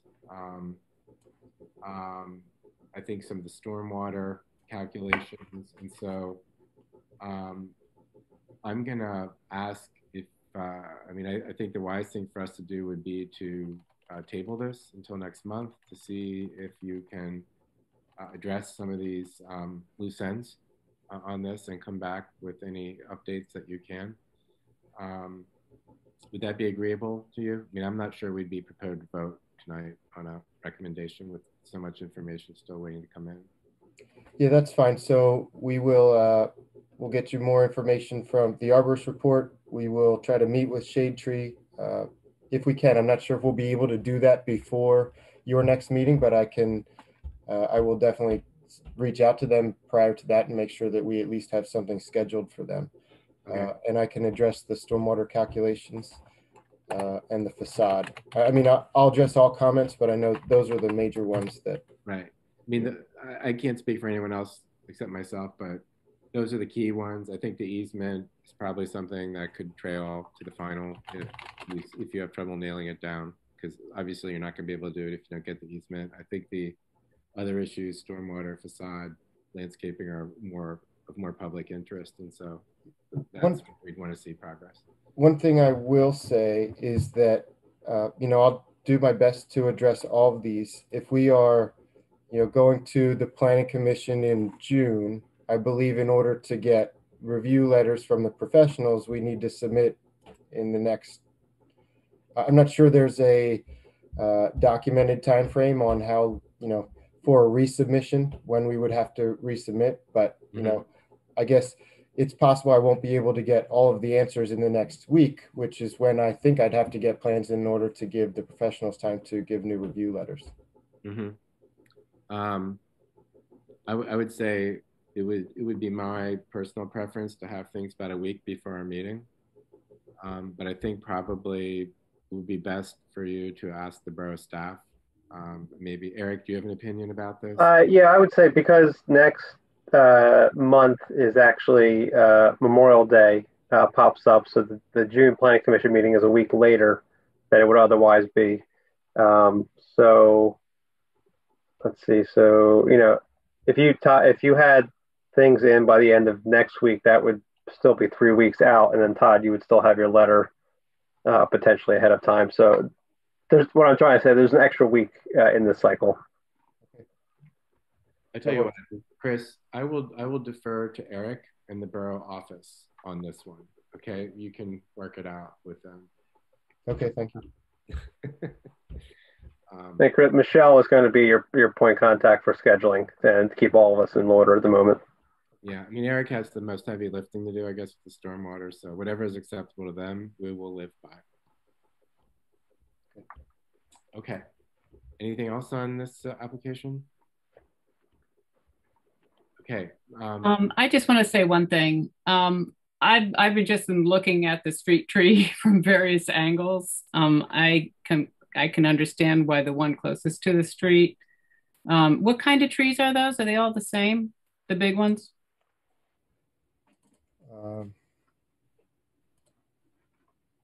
I believe they're all sycamores, but if you give me a second, or no, I'm sorry, they're all beeches. The three larger trees we're looking at are all beeches.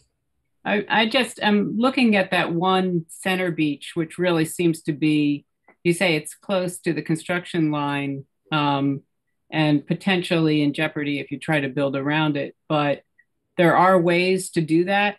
There are footings that you can pour that would allow you to do more of a point type footing, a pile footing. And if there's any way to do that to save that tree, I would certainly hope that you could entertain that. I don't know what Shade Tree Commission's going to say about that tree, but it's pretty majestic looking, at least from the map views that I'm looking at. I just wanted to add that in. I think we need to hear from the arborist. Yeah. I mean, if those trees are nearing the end of their lives, that needs to be taken into account. We've seen so many mature trees come down, not because of construction. I think we have to be cognizant of the fact that a lot of these trees are really coming towards the end. And if we can get more trees because of that, I think that I understand that. I know. We don't need to save a tree just because it's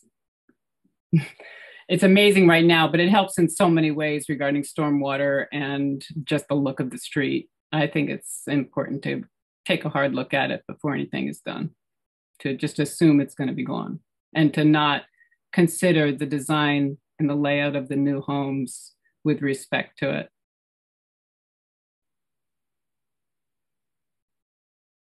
Okay. Is there anything else? Okay, well, thank you both. Thanks for all your time and effort this evening. I guess we will look forward to hearing back and hopefully see you next month. Very good. Thank you for your time. Thank you. Okay, so let us move on to our last agenda item, which is new business, which is a discussion. We switched from reviewing development applications to talking about what we might consider to be long-term planning issues. And I just want to kind of summarize what information I've sent you all in the past couple of days. Our goal today is to talk about a couple of potential long-term planning issues that have come to our attention in various ways to settle on some priorities and look for folks who might be willing to help lead a little bit of legwork on these different topics. So I'm going to read to you from some notes that I sent out. So some of these potential topics are items that we identified ourselves in our work in our previous meetings, or the continuations of work we've been doing already. The first is finishing the historic district ordinance, as I said, potentially a inhuman sprint, but potentially trying to have a map and a list of contributing and non-contributing properties by the end of the month. And I can, if we want to, I can talk in a bit more detail about that. Chloe, I've not typed up my notes yet from 10 a.m. That's how my day went. Another is to, we all agreed when we recommended to council to reduce the number of units in a multifamily house from 5 to 3, we all agreed that we would take up broader questions of different kinds of housing types and housing affordability, housing diversity, including accessory dwelling units. So that is the second topic that we've already agreed to put on our agenda. Some of these topics have come to us because council actually passed a resolution at its last meeting and asked us to consider some topics. One is guidance on the number of units that could be included in a multifamily house, which we actually already gave council advice on. I clarified that with one council member today who said that that was meant to be in the context of the other topic of looking at zoning changes that could affect density, accessory dwelling units, sustainable construction, and lot size requirements. So that's sort of embodied in other things. So we can consider that task done.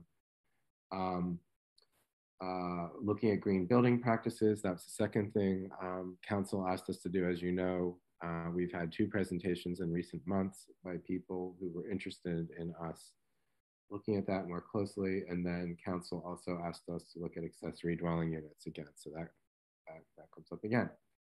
And then finally, there are issues that have come up in the course of our development reviews or in other ways.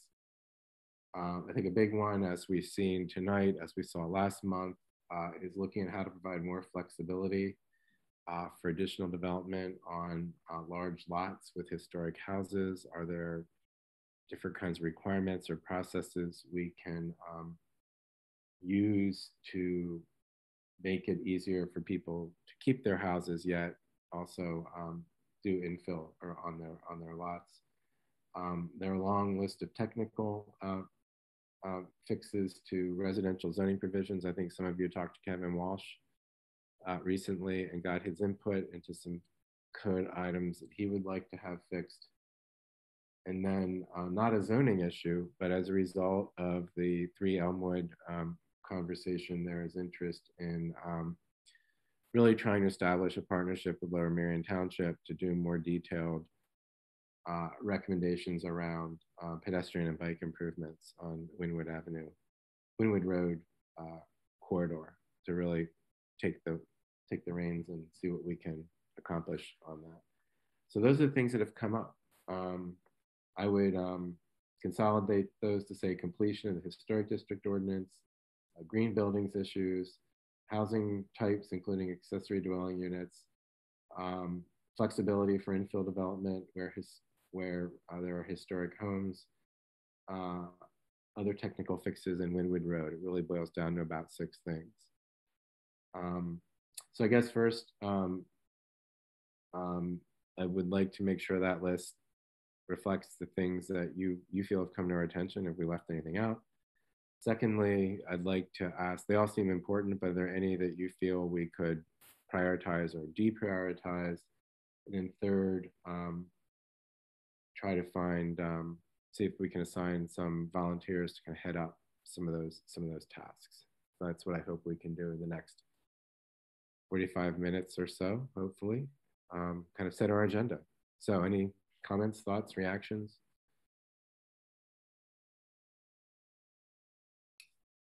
I have one. I have a really nifty chart of non-conforming lot sizes in Narberth. Mm-hmm. and I don't think I shared this with you, Todd, but I was talking to one of the council members about this, and I'm concerned that for our various zoning districts, the lot sizes are too large, especially 3B and 3C. I'm happy to share this if you'd like. I mean, we don't have to get into detail about it right now, but I'd like to share it with the members of the Planning Commission. That I really would like to look hard at our current zoning code and minimum lot sizes in the various districts. Okay, I do recall that has come up. I've talked with one council member about that as well. Maybe we could incorporate that into, although sounds like a big topic. I think that's kind of related, Heidi, just to the general question of housing types and things like that. So I was going to say, I mean, I think it's related to how to save a big house and build around it. I mean, that could fall into that category. I mean, it's part of that sort of creative zoning, but also potential real change to the code, not just creative alternatives. So I guess what I would say is let's try and cover that, but let's use one of these other topics as an entry point. Would that be all right? I think it's more important, but okay, that's why I'm bringing it up right away. All right. Well, then let's leave it there. Any other comments about the general list of topics first? Jim. Yeah. So one thing I was always hoping we'd get to on Planning Commission in the many years I've been on Planning Commission is, and Heidi's talked about this a lot too, is the idea of cluster housing, or generally of shared housing, or the idea of smaller units with a lot of shared space. It's fashionable now, and I think into the future there'll be more co-housing, single people living together and multiple couples living together, or even families living together. And I think, in any way that those topics can be integrated into the general headings you just mentioned, I'd be very interested in looking at that. I would say that there's a couple aspects of that. One is, can we ensure that our code would allow that to happen, right? I don't think our code would allow that to happen right now. So the first step is to make sure that our code will allow it to happen, right? And then the second is to see how would you encourage people to do it, even though it could happen. So I think the question about how could our code allow this to happen, Jim, I think that falls squarely in the kind of euphemistic topic of looking at our housing types and how can we promote more diversity of housing at more price points.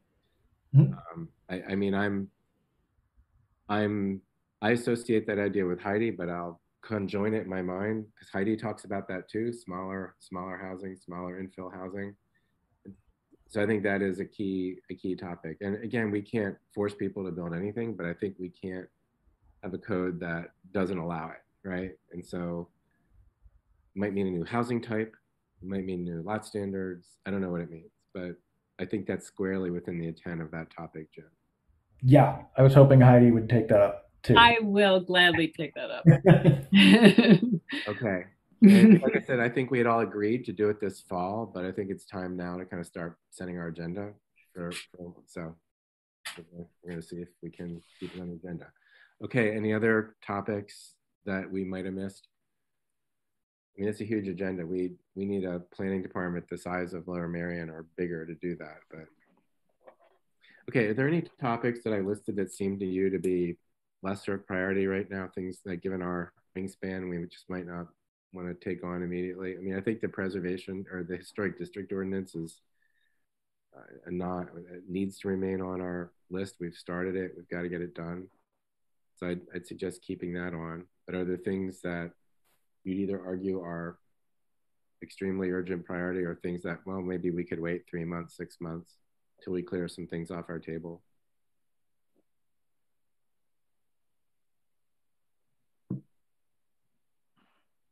Well, I would jump in if we're prioritizing. And I know Jim Cornwall and I have spoken of this before. The whole issue about the sustainable building and how to get more sustainable buildings. And I think we've expressed a number of times in the past that the present building codes do a pretty good job of that. I think, for me personally, in the issue of sustainability in the borough is more likely to be attacked by more site planning and site issues, landscape issues than building issues. And if we need to prioritize, I personally would rather put that one in a lower category. I know there's a lot of interest there, but from my professional experience, I don't think we're going to get much mileage out of spending a lot of time on that particular issue, at least initially. Dave, so number one, council asked us this, so that carries a little weight. Number two, this could be an opportunity not just to look at building, but it could be an opportunity for us to kind of, it seems to me that there's a lot of folks who are very interested in seeing something, but there's not a lot of actual digging into it. So, this could include stormwater. I know Eric's working on stormwater updates. It could filter into the Saldo. It could be part of a revamped landscape, which I think Maggie said was going to be part of the Saldo, an updated landscape ordinance. It could include. Well, that's, as I say, I think the real value of the effort, at least initially, will be more in the land planning aspects of it, not in the built environment. Wasn't land? Wow. Okay. And I think, to answer your question, it was in terms of prioritizing, given the fact that we have a limited number of people and a lot of issues on the table. I'm not saying that it's not a valid thing to look at. I'm just saying, given what we have to do in the time we have, unless we want to start meeting every week, which I don't think we want to do, it's.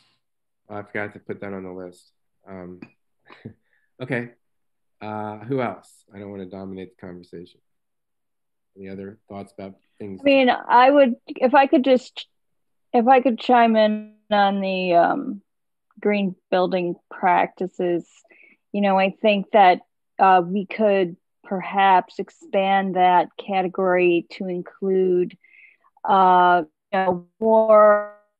I don't know if this is the term, but inter-commission collaborative efforts where, as part of the planning commission, we try to understand shade tree commission's objectives into the future, try to understand, the clean energy initiatives into the future, and try to take all of these initiatives and use our resources as a catalyst to build a combined objective into the future.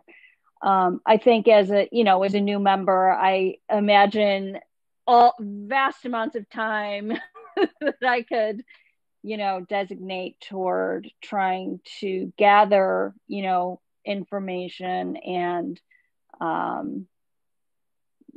don't know what it would result in, but I would say just at the information gathering stage of it, that could be a way to utilize this position here.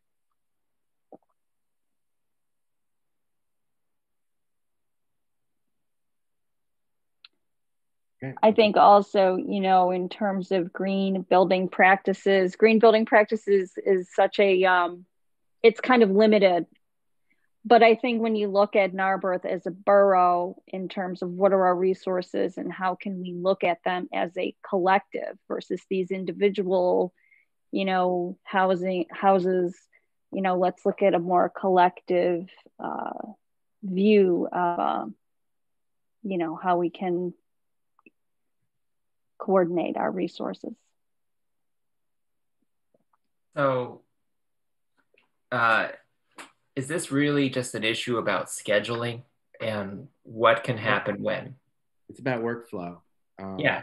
We've been asked by different people, or we've discovered ourselves certain priorities. And so what I'm trying to do is, yeah. So, and it's, you know, and obviously you're trying to be responsive to council, and maybe there needs to be some back and forth and discussion about that. But because my reaction to your list is, I mean, it's a great list, absolutely. And so, but maybe, you know, there's just a justification for why the workflow takes a certain amount of time.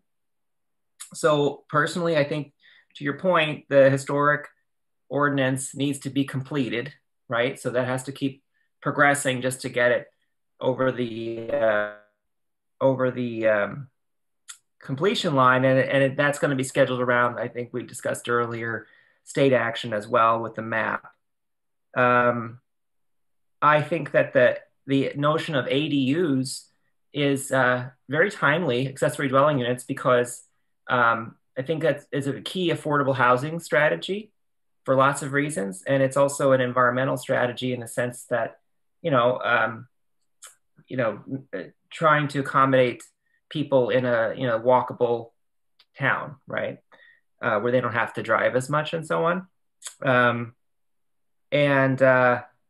it could also perhaps blunt some of the economics of the existing housing stock in terms of redevelopment pressures. I think that the Wynwood Road is the only transportation one I think on here. And I think it's very timely because the bridge needs to be replaced. And the tunnel it's been pointed out, is really the only way back and forth across the railroad other than the pedestrian underpass at the train station. And the 3 Elmwood is shining a spotlight really on the deficiencies of Wynwood Road for it's not fit, it's not fit for purpose. And, the fact that it's within the influence of the park and the school and everything else. So I think that it's a timely opportunity to partner with the township that maybe hopefully they could do some of the work. So it wouldn't be all just the Narberth Planning Commission. And then that might cause some of the exploration of green building topics to be scheduled in the workflow, once the new ordinance is done and so on. And the immediate issue with the Lower Marion, the township, and Wynwood Road has passed. That was my reaction.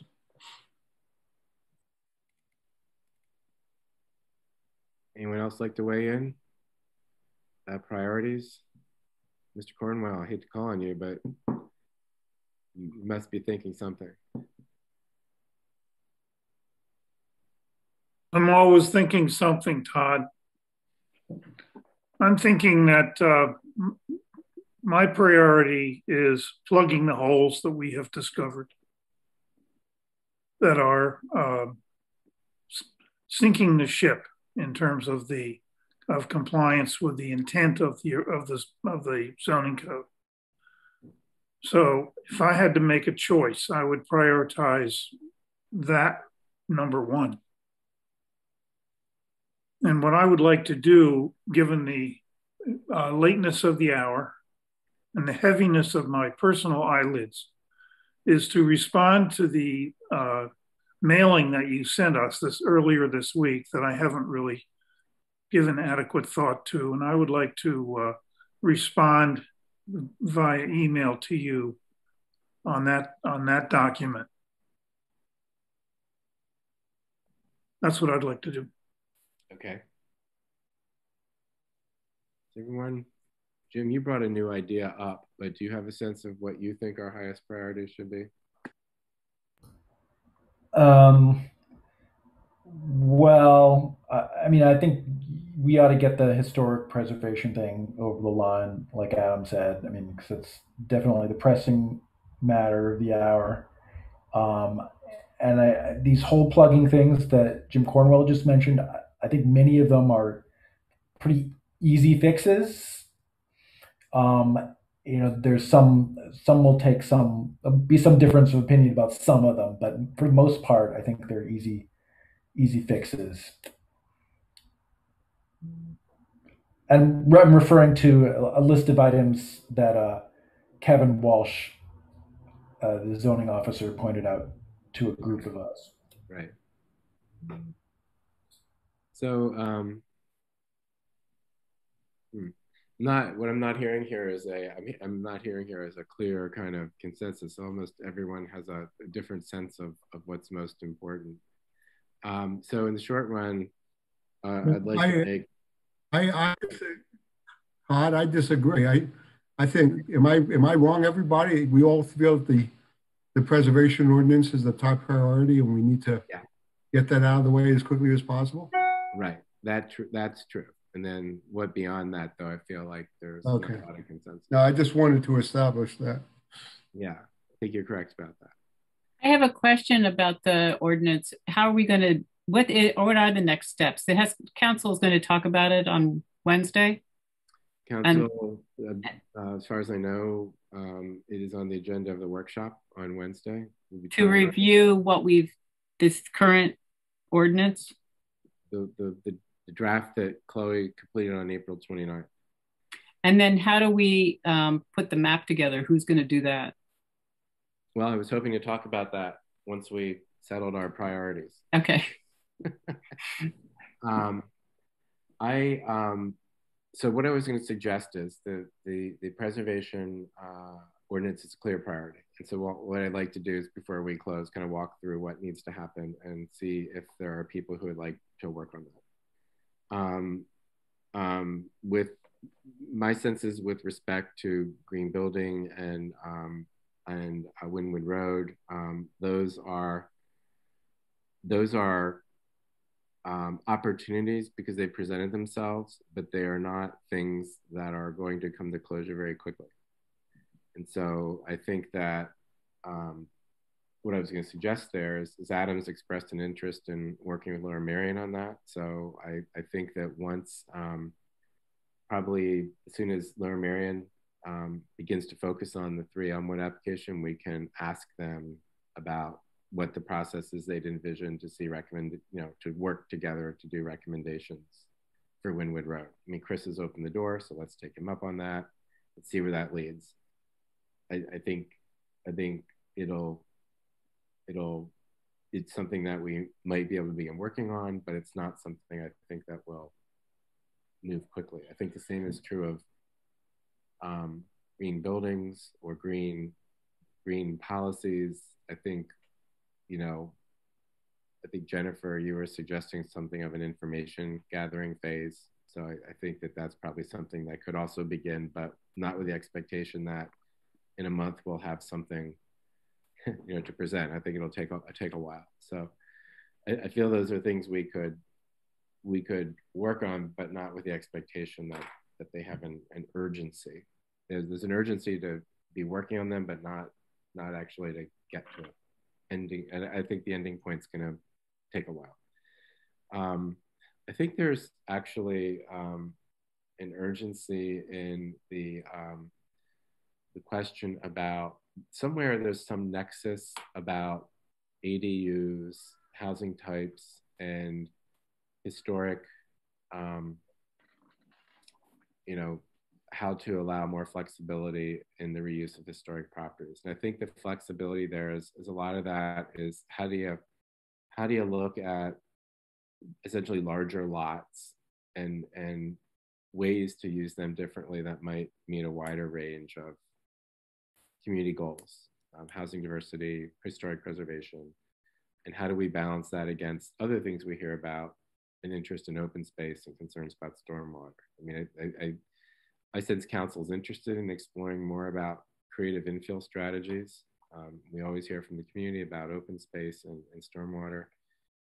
I think somehow, and Heidi, it's even related to lot sizes, right? Somehow in there's a topic, and I actually think that's of urgency because we're constantly seeing these development applications. I don't think they are, this is a loophole. I think it's a gap that, I mean, you know, I just think it's a gap that if we don't look at it, we will regret it. Because there are every month clear and present applications coming in where someone finds a house on a large lot and is struggling to figure out what to do with that lot. Half the time it's, well, I'm going to tear that house down and build something new. And half the time it's like what we saw with Dudley. So I would kind of say, I would like to make that our kind of second most urgent priority, to kind of get our arms around that and figure out what's achievable, so we can send a signal. And I think it would be important to do that while we're working on the preservation of the historic district too, to send a signal that we're not just about shutting things down. So actually I think that Jennifer has expressed an interest to work on the green planning issues. Adam's expressed an interest to work on Wynwood Road already. And so what I'd ask is, do we have anyone who would like to volunteer on working on the historic district, which I'll explain in a second, and anyone who would like to start digging into some of these housing lot issues and see where that leads, to see what we can come up with. In terms of the historic district.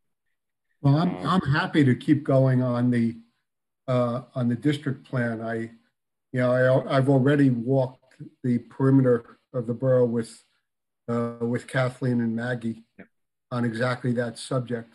Yeah. So I'm happy to keep going on that. Okay. Well, let me update you on what we need to do. There are two immediate next steps. One is that in my conversation with Kathleen and Chloe today, we came up with some methodological questions so we have to arrange a time to talk to Corey about actually how we organize our research for the next step. That's one immediate next step. In terms of the map, Kathleen Ablanop has, based on the work you all did already, a pretty close to finished map. There are just a few things she needs to tweak and double check. So that really, and then so there's a map.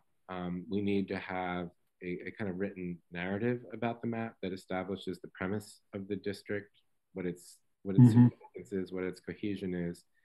Actually, a lot of that's already been written. It's in the Heritage Action Plan, and it's not so much a matter of like figuring out what it is. It's just a matter of taking what we have already and formatting it so that it is in the format that the state requires it when you're actually trying to justify a historic district. So if we can, depending on how MCPC, what resources it can make available to us, that's something potentially Chloe could do. So Chloe could work on that. Kathleen agreed to take a look at her map and make some final adjustments to it and bring it to us with there's some key questions that need to be looked at.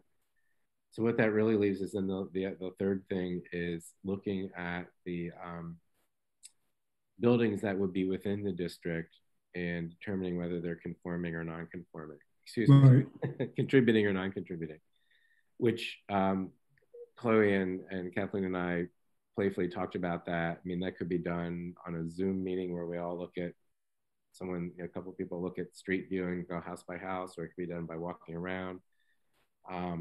It could be different ways to do it, but that's the most painstaking work. The other immediate task, is that Chloe is going to see if she can find us an accurate inventory of all the properties and addresses in Narberth that we could then use to look at each property and see whether they are contributing or not contributing. So it's that database and talking to Corey to get our act together, and then it's the map, which Kathleen can work on. It's the narrative, which hopefully Chloe can work on, and then it's this kind of surveying the houses, which would require a volunteer team to do. So what we would be asking volunteers to do is to kind of begin the process of looking at the buildings within the boundaries of the district and trying to determine whether they are contributing or non-contributing. After that work is done, there's a little more base work that has to be done, photography, researching the dates of buildings, things like that. But that can actually occur while council is reviewing our work. It's not a critical path to getting something to council to consider. So I think it's really the map, the narrative, and the contributing, non-contributing list is what we need to aim for to get to council. And we can keep working on the other stuff while they're looking at that. Is that right, Chloe? Did I get it right? I didn't. Yeah, that sounds great. And I have a one-page sort of bullet point summary of what is required, and I'm happy to just send that out to the Planning Commission if that's helpful. Everyone can just go ahead. Take a look at that. And so then we can, whoever wants to volunteer to continue to work on this, we can talk about each step and how to do it. But yeah, that was a great summary, Todd. At the top of my head. So I want to ask if there's anyone who'd like, besides Dave, to work on that. And if there's anyone who'd like, I'd like to be in the group that looks at the housing type issues. Is there anyone who would like to work with me on that? And would anyone like to work with Dave on the next step on the historic district?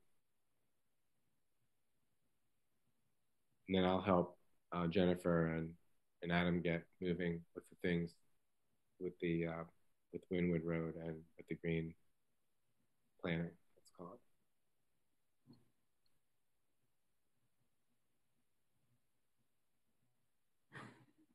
it.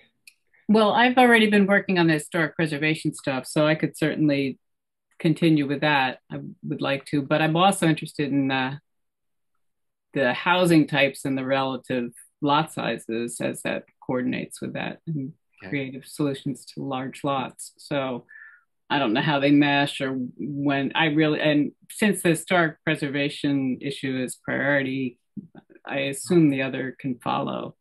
Mm-hmm. Well, okay, do you want to work with Dave on that? Jim, do you have an interest in the housing questions? Jim, me? I'm sorry, Jim Spear, yeah. Yeah, I am interested in the housing type issues, yes. Jim Cornwell, what were you raised your finger. I am also interested in the housing issues. Okay, good. So we have a couple of teams then. That's too many people. What's that? That's too many people. I mean, we can have 3 people now. So we'll look at that, and we'll start. There's a lot of different facets of it. There's different kinds of housing types. There's lot sizes. There's how does this all relate to, large lots with historic houses, which I think is critical for us to keep our eye on. But we could kind of sort through it. Heidi and Dave, we could get you can start working on the, working with Chloe and Kathleen on that. And then Jen and Adam, you can work on the green planning and Wynwood Road things. So we'll split it up that way, and we'll just see how fast any of these go. And see how it works. That sound okay? Sounds good to me. Okay. I also think, as was suggested earlier, that there will need to be more meetings. Yeah, and one thing I want to alert you to, depending on what council says, what's your preference? So council may come on Wednesday, say a few things. They may say, we'd like Planning Commission to take a closer look at these things, which means if we want to keep on track, we might need to have a special meeting to turn something around to them by next month. Or they might say, you know what, we'd like these things to be worked out, but we'll just ask John and Walco to do it, with Chloe and Todd to look at it. Would you have a preference, Adam? But just a quick question, is it possible to separate business by meeting? So if you had just technical changes you wanted to make to the zoning code, could you have a meeting just about that, but not considering current planning issues? Yeah, we could do that. I mean, we could have one meeting for the kind of long-term projects and one meeting for current planning. Yeah, because next month we might have 3 applications to review. That might make the meetings more productive. If you could focus on technical at one meeting and current planning at a separate meeting. Yeah. So the next, it may be that we have, depending on what council says, to have a so-called current planning meeting later this month where we could look at the historic district ordinance. I'm not sure. We'll have to see what council says. However, I do think our meetings are productive. I have to say they went long, but I think it's really important sometimes to walk through these things slowly, particularly when residents come and they're concerned about something. I just think we need to take the time to air it out so they feel like they've been, heard on these things. So it does take a bit of time, but I think it's important to people. I agree, Todd. I think when individual residents feel heard by the discussion that we conduct, that their good feelings reverberate. It's true. Bring to the table. Okay. Can I just ask a question? Like, I'm interested in this document, Heidi, that you have. And well, one, I was just wondering, could you forward it along so we could look at it to see this lot size thing? And then also, will these like subcommittees, are we going to share information with each other, or is it kind of going to be a, Oh no, we'll never see you again. Separate thing. No, I think following Adam's suggestion, it might be in a meeting devoted to our long-term planning. We could ask people. Yeah. Okay. To update us or whatever. So yeah, I don't think we'll ask you to go away and never share. And some things might have to come back pretty quickly. I'm afraid to say. So, okay. I think that's a pretty good outline. I'll have to get back to you after Wednesday about how council, what kind of direction we get from them, and then plan our next steps from there. Any other comments or questions? Okay. I have a procedural housekeeping question, Todd. Yeah. Is it possible for the council to authorize that that hard copies of the current code be provided to us all? Oh God, that's too much to hope for. Well, it's one thing I do hope for. Santa didn't bring me one. Well, Jim, I think that's not too much to ask. However, we just passed an update in January, and I don't know if it's been codified yet. Has anyone checked? No, I would want it to be as up to date as possible. Yeah, so it might be, we'd have to make sure the actual new ordinance is codified. Yeah, as soon as that's happened. Yeah, that's a fair ask. Then as it gets modified, then we should get updated so that we have the current telephone book. Yeah. Okay. I'll make that. I have to meet the new borough manager, so I will make that request. It is late. There's a few public comments, and there are a few members of the public still with us. So I'd like to make sure we get to that before we adjourn. In terms of public comments, I've received 3 pieces of correspondence about the traffic issues related to 3 Elmwood. 2 were in the context of the Narberth Civic meeting, which occurred last week. They were kind of in the run-up to that. Just in general, still concerns that 3 Elmwood will make traffic issues there more difficult. There are a lengthy set of recommendations from Terry Fox about how to fix things. Adam, you already have a head start there on Wynwood Road improvements from Terry's email. If you don't have them, I'll forward them to you. We did receive an email right before our meeting, a letter that I distributed to you with comments about the traffic study that has been prepared and pedestrian and bicycle study that's been prepared for 3 Elmwood, which would be reviewed. That came from Richard Myers. I forwarded it to you.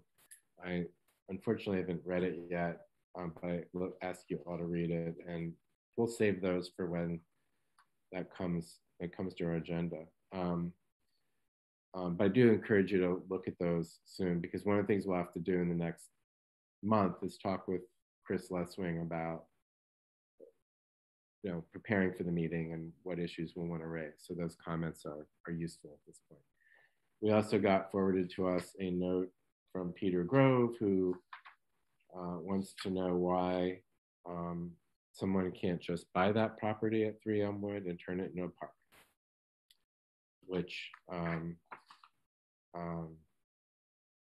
I guess I would say if someone could come up with an offer, perhaps they could do that. But unfortunately, right now, that would have to be a transaction where some money would have to change hands.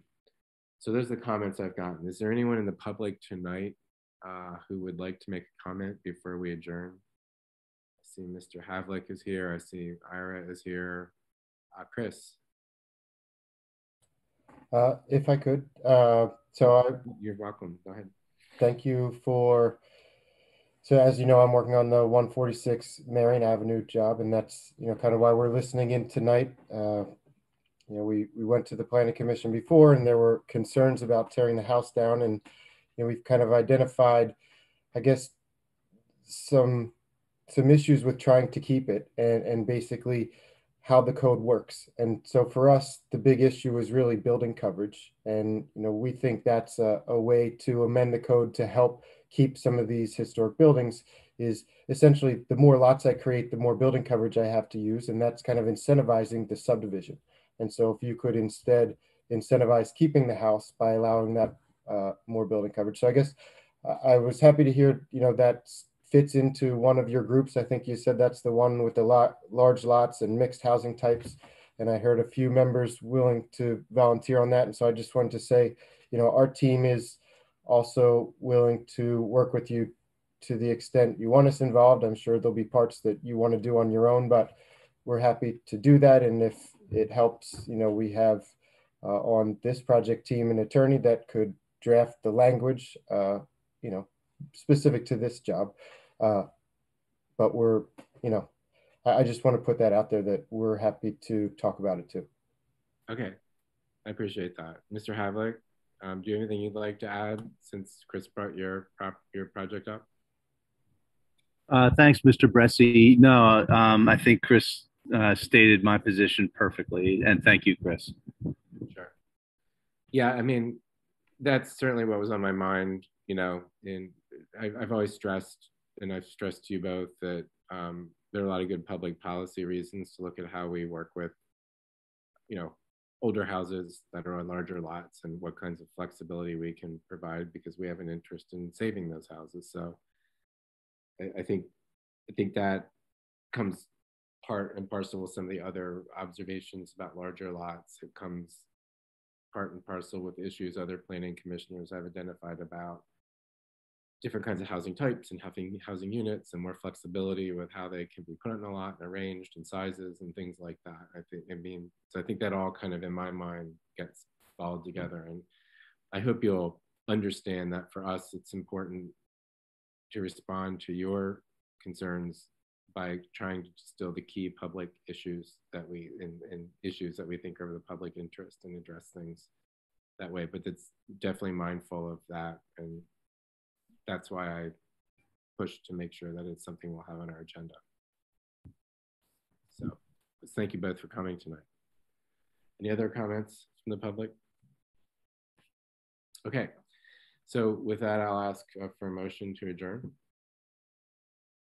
No motion to adjourn. Okay, so let's tackle.